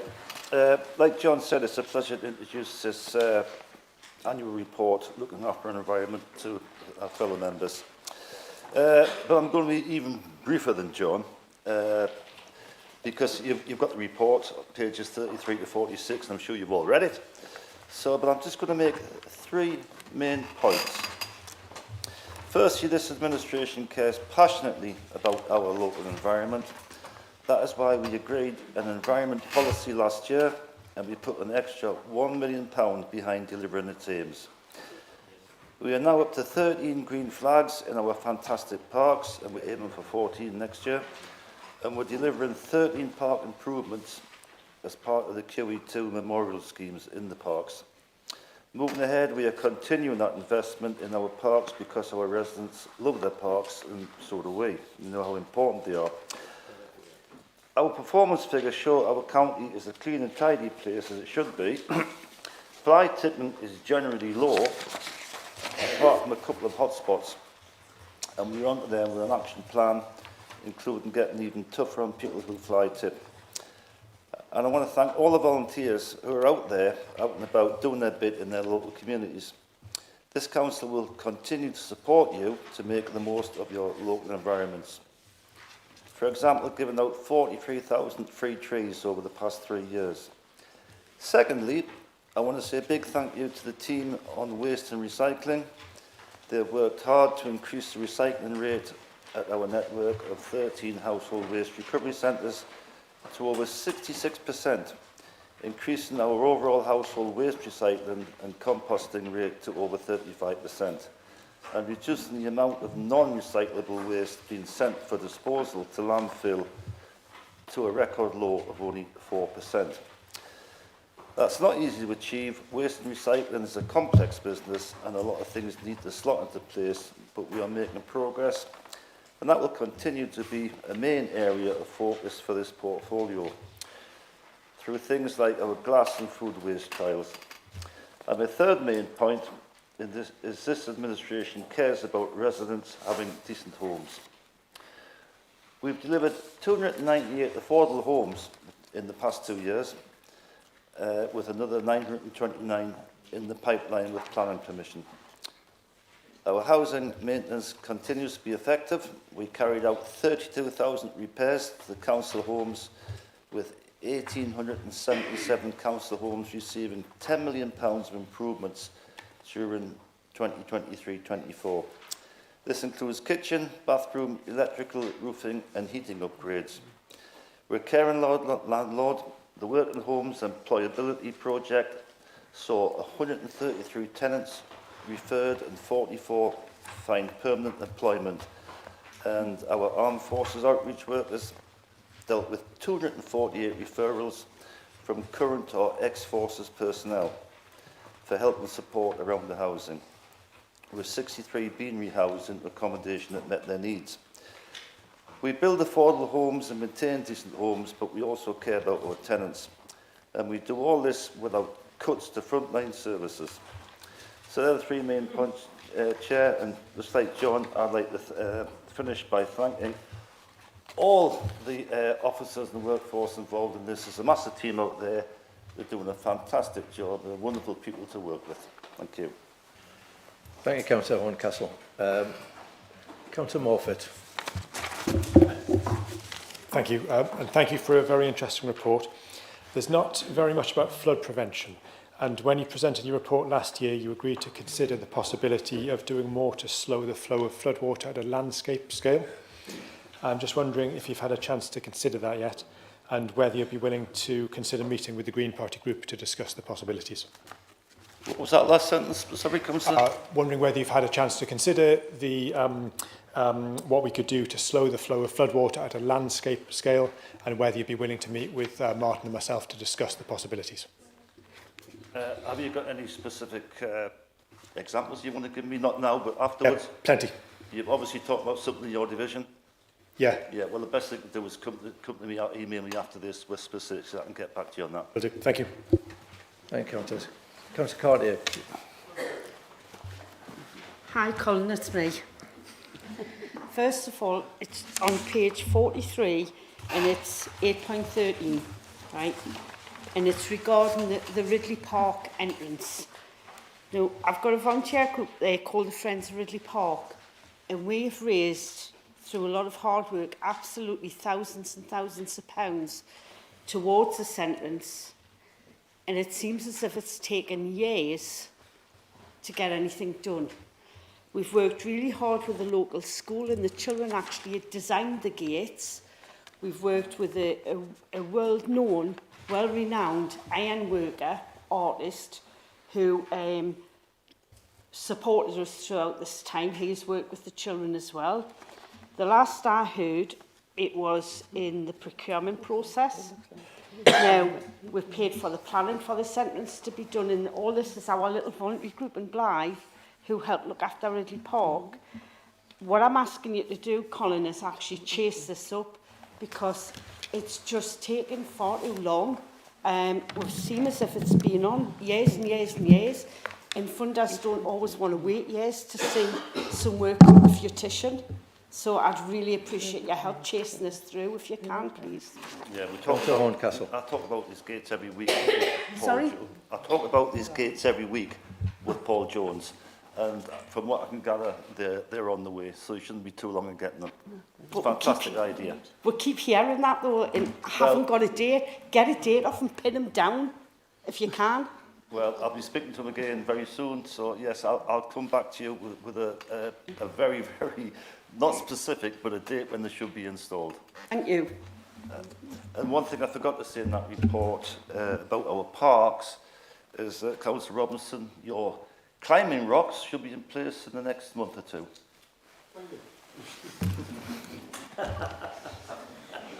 Thank you. Now, Councillor, I must apologise. My mind went blank when you put your hand up, and so I forgot your name. And please forgive me if I pronounce it incorrectly. Vilcek, Councillor Vilcek. Thanks, Chair. It's just an update regarding the Queen Elizabeth II Memorial Garden in Gallagher Park, please. So I promised a memorial garden for Gallagher Park, and it's not mentioned in the report. I think the leader knows about this. Which park? Gallagher Park in Bedlington. Could you stand, yes. Councillor Horncastle, could you stand, please? Councillor Horncastle, could you stand, please? Sorry. I've got some last-minute information just before the meeting. Just bear with me. I just noticed it came in just as the meeting started. The scheme to improve the path network, tree planting and provision of new memorial seating and garden area is now being developed. Is that what you were waiting for? No, the proposed scheme for the memorial garden. Oh, you want the actual scheme? Yes, an update on it. Why isn't there? So, I mean, do you want me to get Paul Jones to who knows all the ins and outs of all the parks, to email it to you? Well, I would like to know when it's going to be completed. Sorry. Councillor Horncastle, can we, obviously the council needs the information, can we follow up in writing? Write to the Yes, councillor? information. I can't give you it today. I just know it's in the pipeline, but I'll get back to you with specifics. But can you give a specific answer that you will send it out in writing? Yes. Yeah. As long as it's going to get done. Right, councillors, I've got Councillor Castle, Dale, Robinson, Swinburne, Ball, Hunter and Grimshaw, and I think that would be it. Does that mean next? Hand up before Rebecca, so... Sorry, I didn't see your hand. If you put your hand up beforehand, I'll allow you to speak now. So, thank you, Chair. In February this year, the council promised to repair the Riverside car park in Prudhoe. The work was started but not finished. This was some time ago. Can you confirm when this work will be completed? Councillor, I apologise, I didn't see your hand go. Again, all I can tell you is it will be completed because I'll speak to a lot of Councillor Stewart about this. Councillor Stewart, it will be completed. I just can't give you an actual date, but like I did with Rebecca, I can get Paul Jones to give you a more specific time on that. Can I just make it clear that the Yep. Riverside car park is my ward, not Councillor Stewart? Yeah, I know, but Councillor Stewart talks to me about it, you don't. That's the difference. You apologised in the local paper, Councillor Horncastle, when there was an article in about Thanks, that. Councillor. Councillor Castle. Very simple. I was delighted at the last meeting, which is now nearly 3 months ago, to hear what's going to happen in annex to that piece of land, large field owned by the County Council at Lindisfarne, and that this autumn we're going to have design work, we're going to move this. Twice I've asked for an update to know where we are. Could I ask, I'm going to have to ask you now, my colleague, Councillor Swinbank and I are waiting for this response, and we would like it to move. If you could probably see to that, I would be grateful. Thank you. Great expectations have been raised, but it's not moving at the way I might have hoped. Thank you. Thanks, Councillor Castle. We talk about it every week, but I can't give you an actual answer to it. But again, it's something that, as you know, Councillor Castle, it's not something we just do. There's lots of people to consult, lots of funding to look at, but I talk to Paul Jones every week. We'll go through all the park systems, and this is, well, it's not a park at the moment, but it's something we're talking about, and it is a priority we're looking at. Except that just an acknowledgement to the email which I've twice sent will be really good. Thank you. Thank you, Councillor Castle, for your question. Councillor Dale, have you a question? Yes. Could I ask Councillor Horncastle, we've been talking about affordable housing. How many social houses have you been built? Secondly, there was 1,400 undetermined planning applications, which are now figures down to 770 pending. Can you confirm whether you'll be actually looking at getting more officers in to help to get the planning numbers down, planning application numbers down, determined planning application, as you discussed also with enforcement officers? Thanks, Councillor Dale. Councillor From what I can gather, we are up to a full team in the planning department now. As you see in the report, we've got the extra money come in to make that happen. And I think in quite a short space of time after COVID, where these numbers went through the roof, we are coming back down to where it's manageable now. I just recently spoke to the cinema about this, and we don't seem to have any concerns about getting it further down. I think everything's in place to do it. We've got the extra funding, so we're quite happy. But yes, it still looks quite a high figure. But unfortunately, or fortunately, Northumberland County is one of the authorities that's getting more planning applications than nearly anywhere else. What happened during COVID was people couldn't travel, they couldn't go on holiday, so they wanted to do all sorts of things to the houses, the extensions, whatever. And that's when the numbers shot through the roof. And all the other authorities have seen, since then, have seen the numbers of applications come down, but we're still running at, I think it's 5,000 a year. Yeah. Could you ask about the housing numbers I asked you? Sorry? I asked at the beginning, the first question was, we talked about affordable houses that council's been building. What about the number of social houses they've been building? Sorry, Councillor, I didn't quite catch that. It's the difference between affordable and social housing. How many social houses versus affordable houses? Well, most of the, in the report, and we always talk about affordable houses, most of them are generated through our plan policies. The social houses, which are our houses, we do not build an awful lot of them. We acquire them, so they're ours. But if you want an exact figure, I'll have to get back to you on that. I haven't got the exact figure in front of me. Thank you, Councillor. Councillor Swinburne. Thank you, Chair. Within the report, Councillor Horncastle, it states that it's expected changes to the MPPF may come into effect end of 24 or early 25, and highlights that local planning authorities should prepare design guides or codes. A design code is a set of requirements with rules that are clear and specific, and for applicants sets expectations, etc., etc. So that's putting the onus on local authorities to set these rules. Just going back to the question I asked the leader early on about the housing expansion. With that in mind, can we ensure that we have these rules in place to have robust infrastructure in place first, that these applicants, these developers, are responsible for finishing their developments in a timely manner to an acceptable standard of both residents and the council in all aspects, and if they don't adhere to the rules which we then set, where it says we are allowed to set these rules, that they're then stopped from any further applications within the county until they sort out these issues, stop treating our county and our residents like a cash cow. Thank you. So Horncastle? Yeah.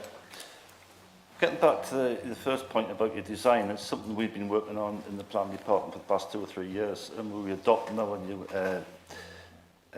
design briefs for, so it's handy for applicants and developments to know what we actually want. We've got all sorts of design things. We've got design for different areas like UNBs, that sort of thing. So yes, we're on top of the design thing. Now, I'm not sure if the change of government might mean that's something different, but as far as our local designs for Northumberland, we're working on it and we're nearly there. So we'll be adopting design codes. On the second point, this comes from, obviously, from some historical problems you've had in Cramlington, is it? You couldn't possibly comment. To be honest, Colin, it's not just Cramlington, because from our lack, Councillor Robinson will confirm that it's everywhere. Gentlemen, rather than have a conversation, can we just answer the question, Councillor Horncastle? Yeah, well, I was asking where he was coming from. So, yes, I believe that work you've seen in Cramlington over the years on some of the historic things, that our office has been involved in tightening things up, and we're not going to let it slip. We know that that has historically been a problem, and through our planning process now it's tightened up, so those sorts of things aren't going to happen again. Whether or not you can stop a developer who hasn't quite finished something, put another application in somewhere, I don't know the legal position of that, but I don't think we can. But it's certainly, it's something that we've tightened up on, that's all I can say. Right, Councillor Horncastle. Councillor Ball. Thank you, Chair. It's just with regards to something that was stated earlier about 2,200 people being on home finder at the moment. On page 35, 7.7, we are supporting over 14,000 applicants on our housing register. Can you explain the variance between home finder and this figure? Because 14,000 is definitely more than 2,200. Thank you. Councillor Horncastle. The home finder scheme was set up in 2015, and like any scheme that's set up, it has its problems. Because there's 14,000 people on home finder, does not necessarily mean there's 14,000 people in housing need. I've got figures in front of me actually.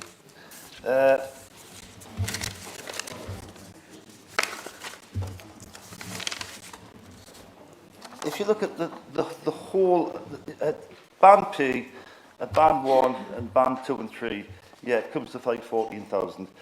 But we've only got a statutory duty to look at people in band P. And there's only 305 applicants in there. In band 2 and 3, there's 12,500 people. And those people have no housing need at all. They are just people who want to move.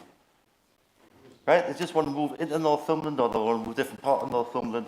It's not our duty to house them, but the home finder system allows them to put their name down, and it comes up with this horrendous, ridiculous figure of 14,000. I think that I've got 305 down here. I think the latest figure in Pan P is 310. And those are people that we have a statutory duty to house, and that's what we're doing. So the 14,000 We are talking about this figure because it's ludicrous, and we are looking at ways of early days, but we are looking at ways to alter this because, like I say, it's 2015 it was brought in, it needs changing. Because 14,000, if people have banded this around, Northumberland's got 14,000 homeless people, it's absolutely ridiculous. Nothing like that at all. Thank you, Councillor. Councillor Hunter, final question, please. Thank you. I've got two questions on planning and the county-wide. Enforcement. Can we ensure that our enforcement department is appropriately funded so they can take action, so the officers have funding to take action? Because we've all got issues across wards that has issues. And as well, on approved planning applications, we're sometimes getting developers coming back for changes of sizes, but they're putting in non-material applications, rather as very cool. Non-material does not go out to consultation. Yes, they might get approval, but at least can ensure they're very cool so that people knows it's happening and they can put their points forward. Thank you. Castle. Yeah, on the first point with enforcement, we know there has been an issue. There still is an issue with enforcement because we lost 2 of our enforcement officers this year. And I was just talking to an enforcement officer last week, and she's got 350 cases on her desk. Now, I think we're back up to the full contingent, so it is properly funded, but when officers have 350 cases on their desk because we were short-handed, and that's how the cases have gone. I've got quite a few members that have spoken to me about enforcement issues, and we are doing our level best, but hopefully that the backup of the full number of enforcement officers, we can do something about it. But if you've got any serious enforcement issues, then you could maybe email me or Rob Murphy direct.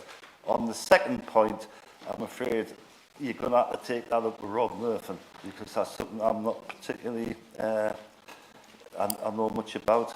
I haven't really come across it. You obviously have up in the north, so I would take it up with Mr. Murphy. Thank you for that. We now move on to item 9 of the agenda, interim overview and scrutiny reports. Again, these reports are to note and there's no need to take a vote. Thank you. Firstly, we have the interim report of the Communities and Places Overview and Scrutiny Committee.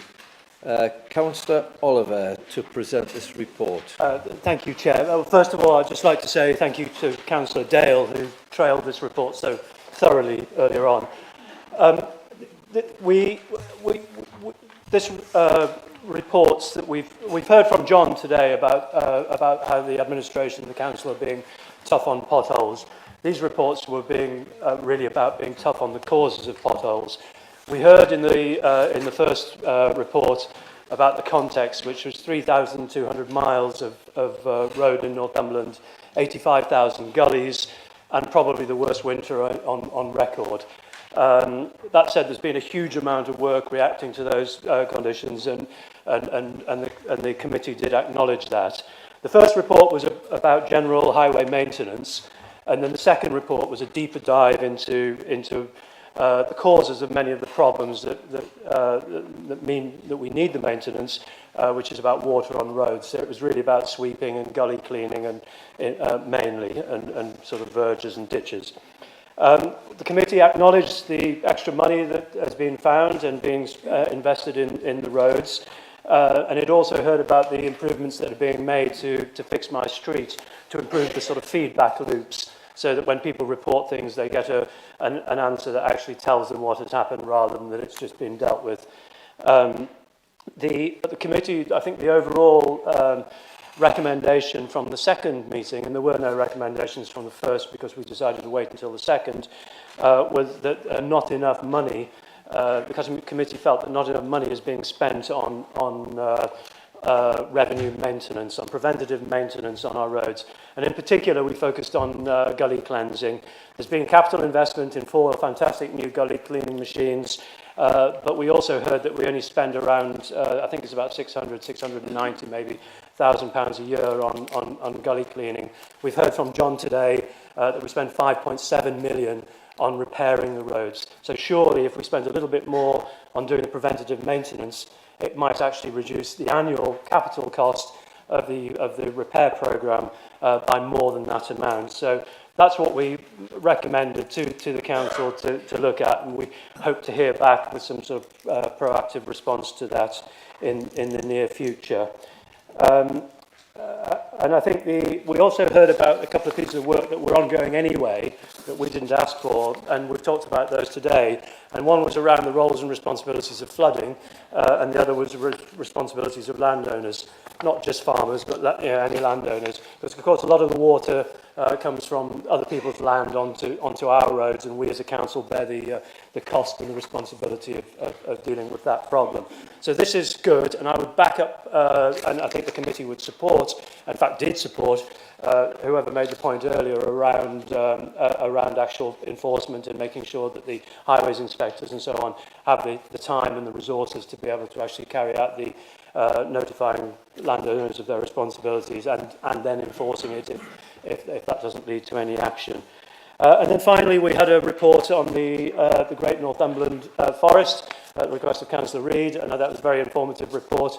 There were no significant recommendations that came out of that. And if I can just make a comment relating to the last item, which was around planning enforcement, at a previous committee, we did actually make a recommendation to Cabinet, which was actually accepted formally by Cabinet the next day, that there would be extra resource put into planning enforcement. And we've heard that it's back up to the full complement.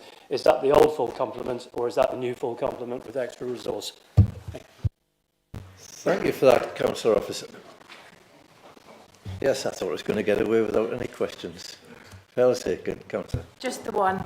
There's a piece on the best use of assets on page 52, and the best use of assets work stream and delivering of this roadmap for the best use of, the strategic estates roadmap.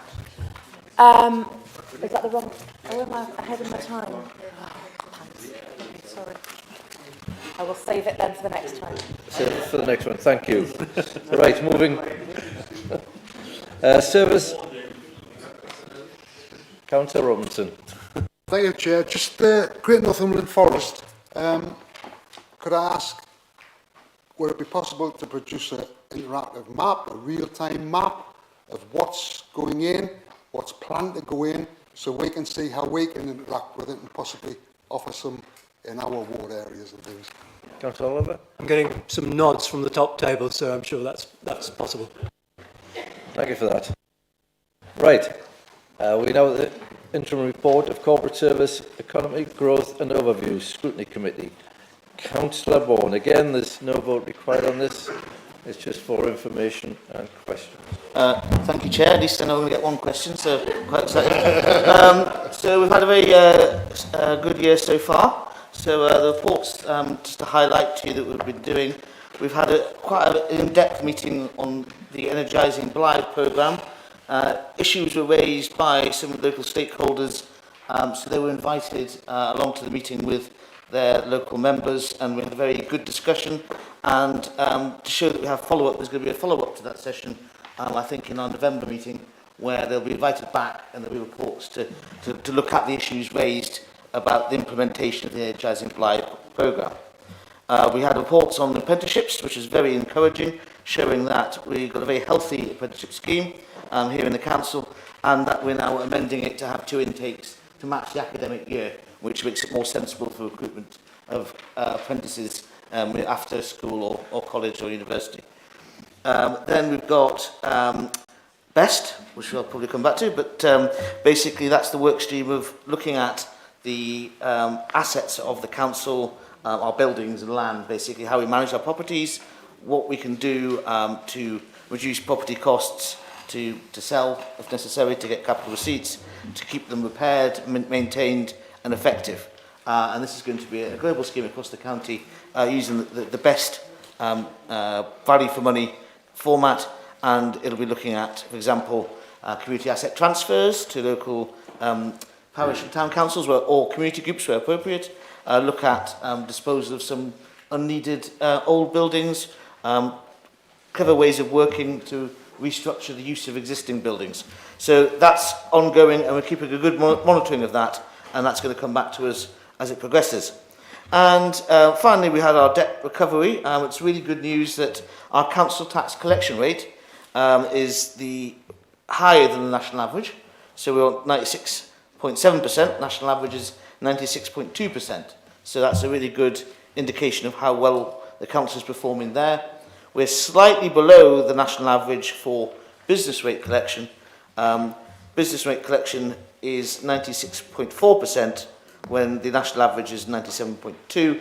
Many reasons for that. Largely it's because of the composition of businesses in the county. We have a predominantly small businesses, therefore more businesses to collect, small businesses to collect from rather than fewer larger businesses, which affects collection rates. It's just the nature of the economy we have. That's all I've got for now, but I'm happy for questions. I'm Scott here.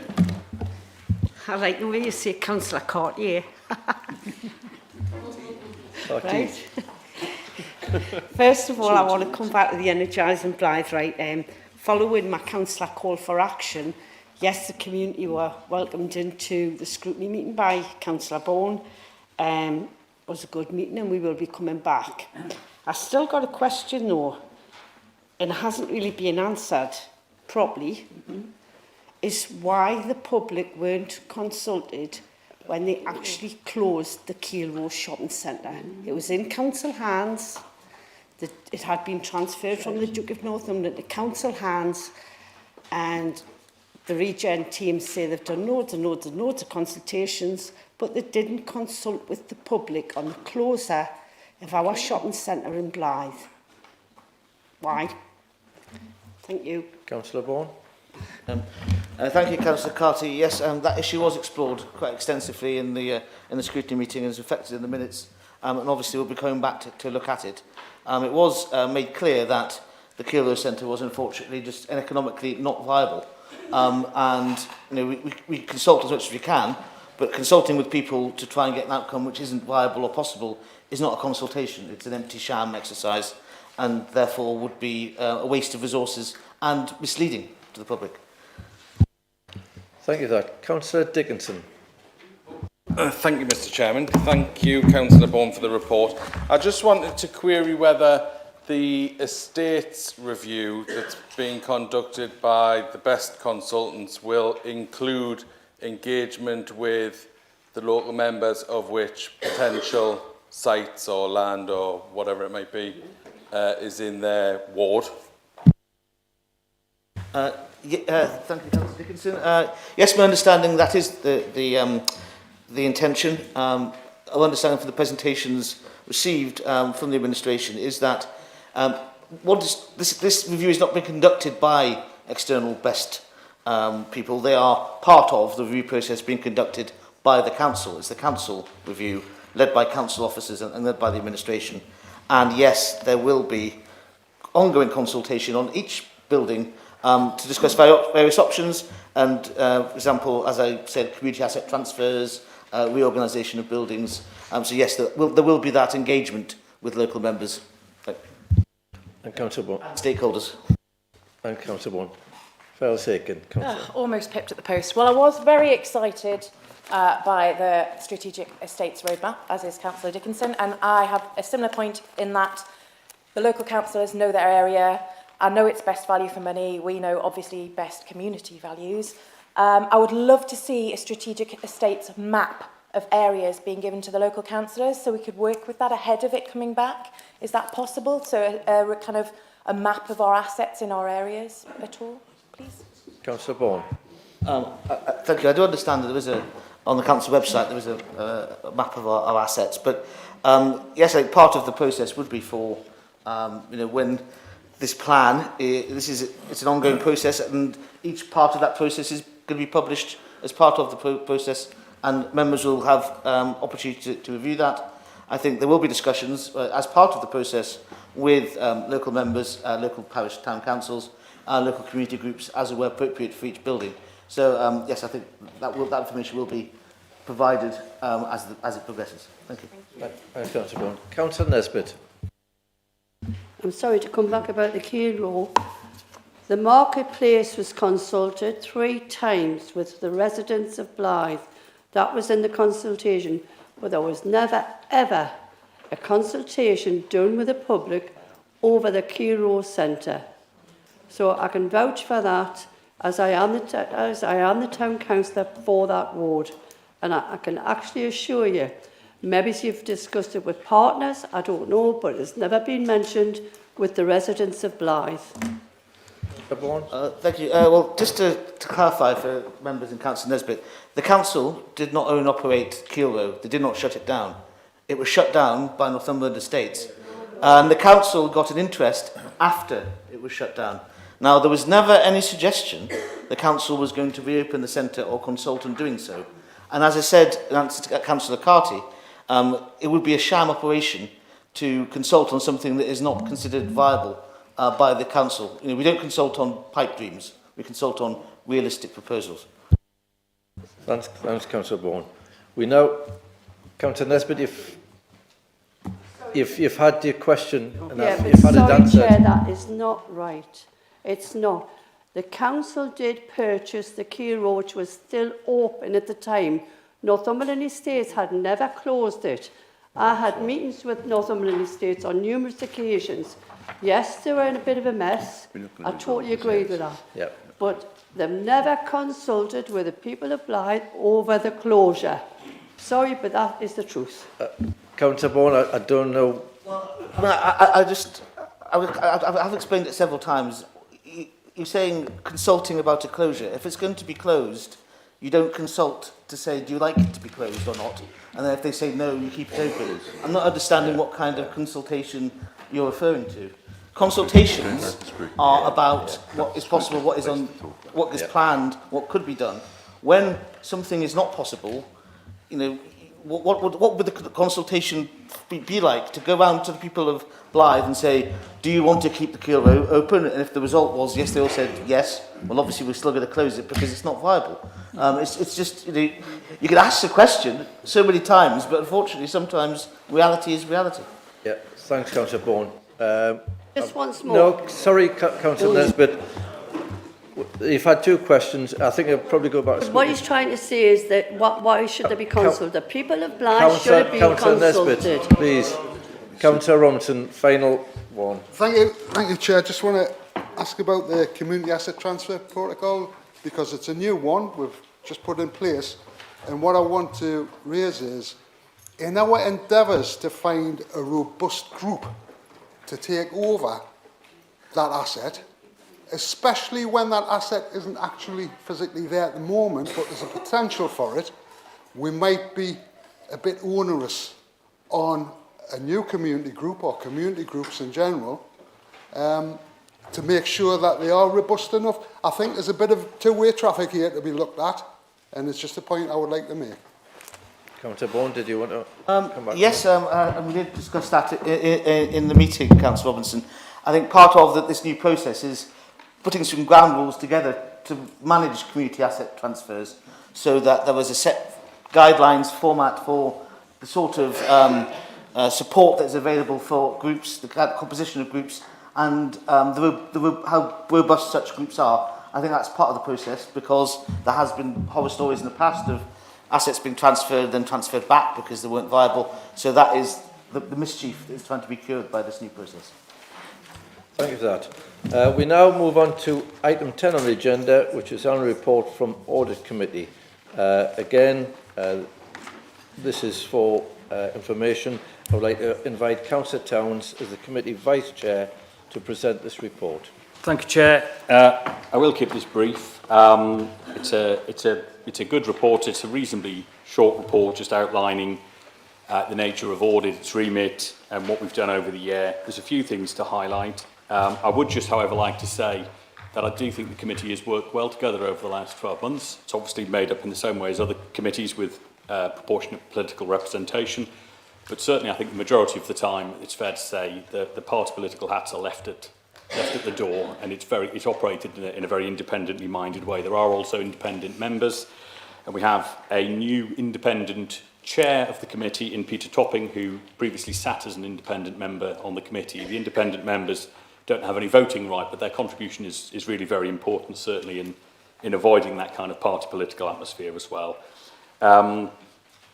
the role of the committee is set out in the report, but it's just a reminder, it's not there as a kind of a mini police force. It's not there to undertake kangaroo court operations or anything like that. What it's there to do on your behalf as the members of the council is to reassure ourselves as a committee as to various things, and that largely relates to governance and how things, if something is deemed to have gone wrong, looking into the reasons for that and checking that that doesn't happen again, and making sure that our procedures are robust and generally in line with best practice.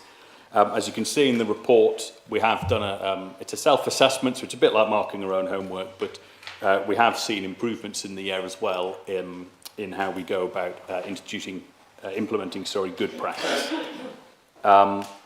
The meetings are regularly attended by by senior officers, but also by the leader and the deputy leader and cabinet members, and I'm very grateful to them for coming along and sharing their insights with the committee when they're asked to do so. Further thanks, of course, go to obviously the Democratic Services team for arranging the meetings and the pre-meets, but also, of course, to Kevin MacDonald and his team, and to Jan Willis, and also to Stephen and Neil and the legal team for the support that they give the committee.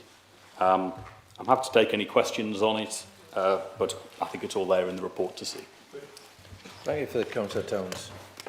Councillor Dickinson. Thank you, Mr. Chairman. Just a quick one, Councillor Towns, if I can.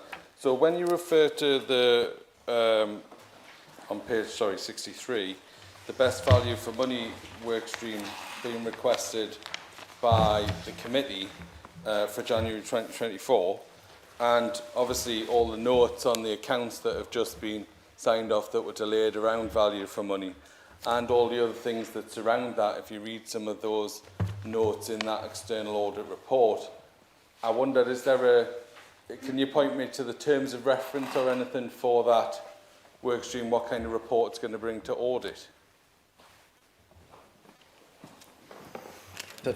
Can I point you to the work stream standing here? No, I can't. That's a fairly straightforward answer. Just in terms of value for money, you've mentioned value for money, Councillor Bourne mentioned it, and in fact it may have been you mentioning value for money before on a different matter.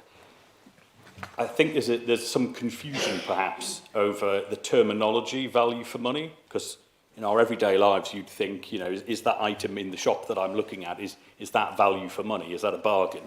That isn't what value for money in the context of local government is about.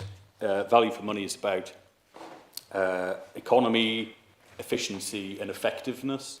And we've done a lot of work as a committee on value for money because of the qualified statements from the external auditors.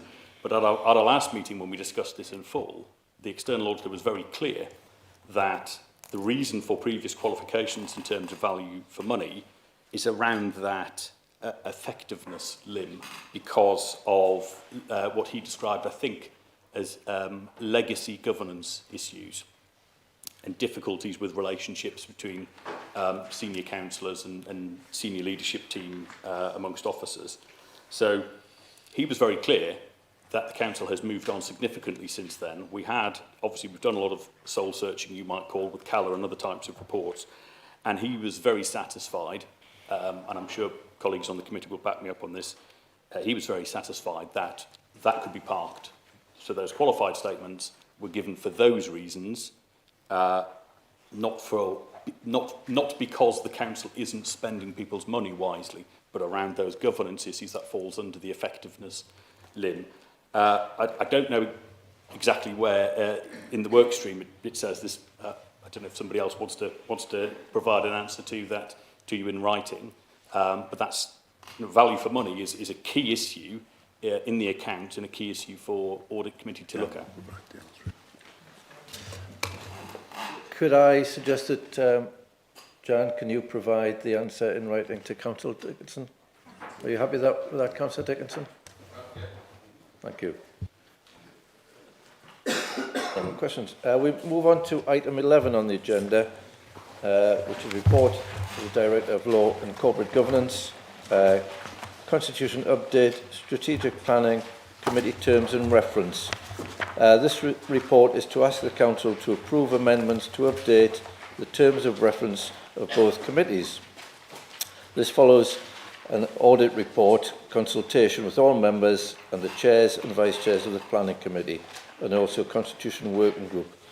As chair of that group, I can confirm that the all-party working group were happy to endorse all the recommendations in this report.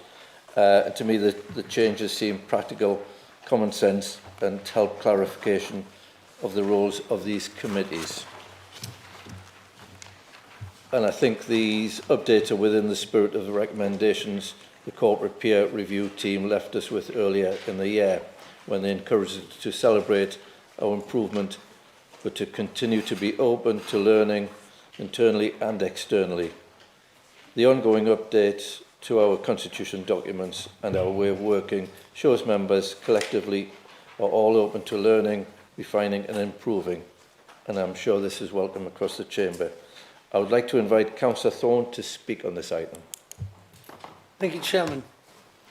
Chairman, Leader of the Council members, as Chair of Strategic Planning, I'd like to speak in support of these recommendations to amend the Constitution to replace the terms of reference for both Strategic Planning Committee and Local Area Committee. As you mentioned, they come out of an internal audit of planning procedures following the 2021 Strategic Audit Plan, which looked at the efficiency and the adequacy of our planning procedures.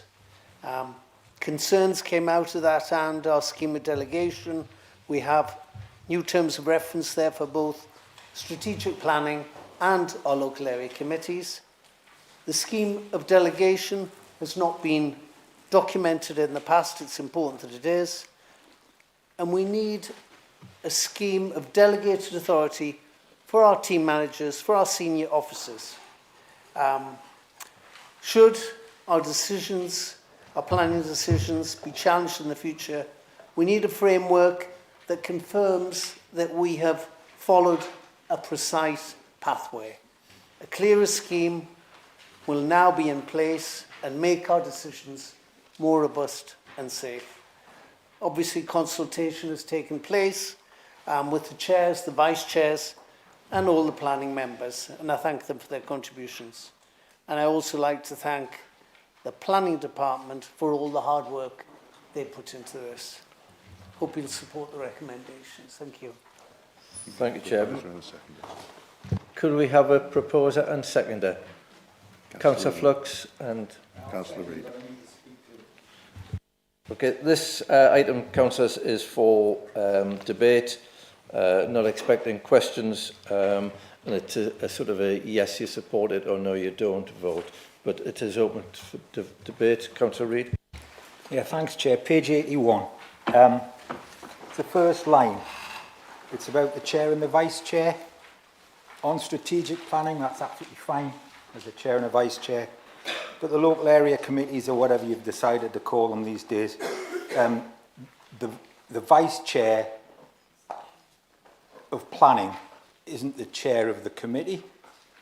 So there needs, the words need to be altered in such a way that whoever is working with the delegation is the right people. I don't know whether I'm explaining that very well, but basically the area committee has vice chair planning, and that person, vice chair planning, doesn't have a vice chair. The area committee chair is the chair, and there's a vice chair for that person, and there's a person who sits as chair of the planning committee, but is vice chair. So the words need to be changed, because if it's in the Constitution, it's the thing we all refer to get things clear. And if you referred to this to try and get some guidance, then it would just confuse the matter even more. So chair and vice chair at strategic planning is fine, and then it should be vice chair planning and chair of the committee for the area committees, or some such thing. Thanks for that, Councillor. I'm going to bring Stephen Gerrard in just to answer that one. Thank you, Chair. That was certainly the intention, and what we'll do is we will ensure there's no ambiguity in the document, and I'll do that under my delegated authority, Chair. Excellent, because that's what needs to be avoided in the Constitution, because otherwise you'd have people like pedants like me standing up every 5 minutes stopping people speaking, which you wouldn't want. We wouldn't want to do that. We wouldn't want that. Councillor Morfitt. Thank you. The Green Party group also feels that a few small changes need to be made to the proposed terms of reference in the interests of clarity. But we've spoken to the officers about them and we're comfortable that they're all in hand. Thank you for that. We have a proposer, Councillor Flux, seconded by Councillor Reid. Can we have a show of hands for, please? Any again? I think that looks unanimous, but we'll go against it. Any against? And any abstentions? That's very helpful. Unanimous. That's really helpful, councillors.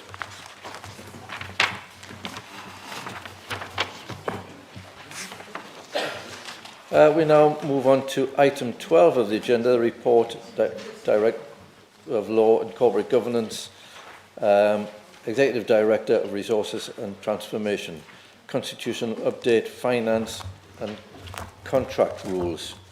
Members, we will recall that review of the finance and contract rules were undertaken separately to the review of the Constitution, and I'm pleased to say it is now complete.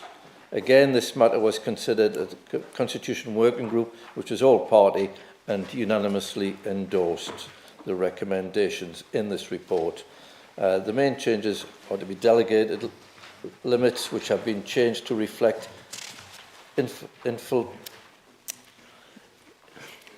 inflation, thank you, pressures. If I had a brain, I'd be dangerous. Otherwise, the rules have been tidied up and restricted throughout. There's nothing else of substance that has been changed. Members, this is again an item for debate. I'm not expecting any questions, but can I have a proposer, please? I move the recommendation. And Councillor Dodds seconded. And Councillor Dodds seconded. I don't see any hands up for questions. Could we have a vote, please? All those in favour? Again, that looks... Yeah, it looks unanimous, but could we go any against? One against. Councillor. Two. And any abstentions? Councillor. Two abstentions. Thank you for that, councillors.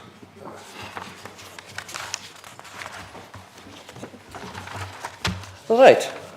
Item 13 on the agenda is for information. We've already welcomed Councillor Alan Smith to the council, but the formalities have to be done. This item deals with the formulating the noting of Councillor Smith's return as elected member for Cramlington Eastfield following the by-election on Thursday, the 22nd of August 2024. And again, welcome, Councillor.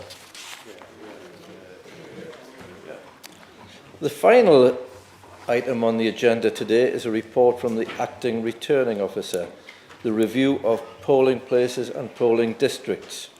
Members, you will be aware of this review as it culminated in a significant consultation process involving informal and formal consultation and following on from electoral review of Northumberland, undertaken by Local Government Boundary Commission for England. This is a statutory process which has now reached its conclusion, and a decision needs to be now made. The report is asking members if they accept the result of the review or not. So again, it is a straightforward. Could I have a proposer, please? Councillor Flux. And a seconder. And Councillor Castle.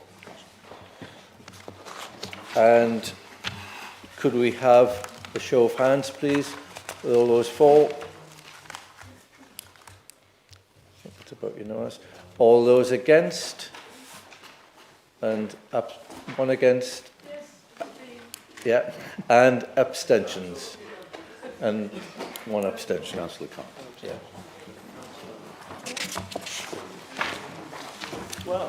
As we have no other items on the agenda to consider, thank you for your time. The time has flown when you're enjoying yourself. I now close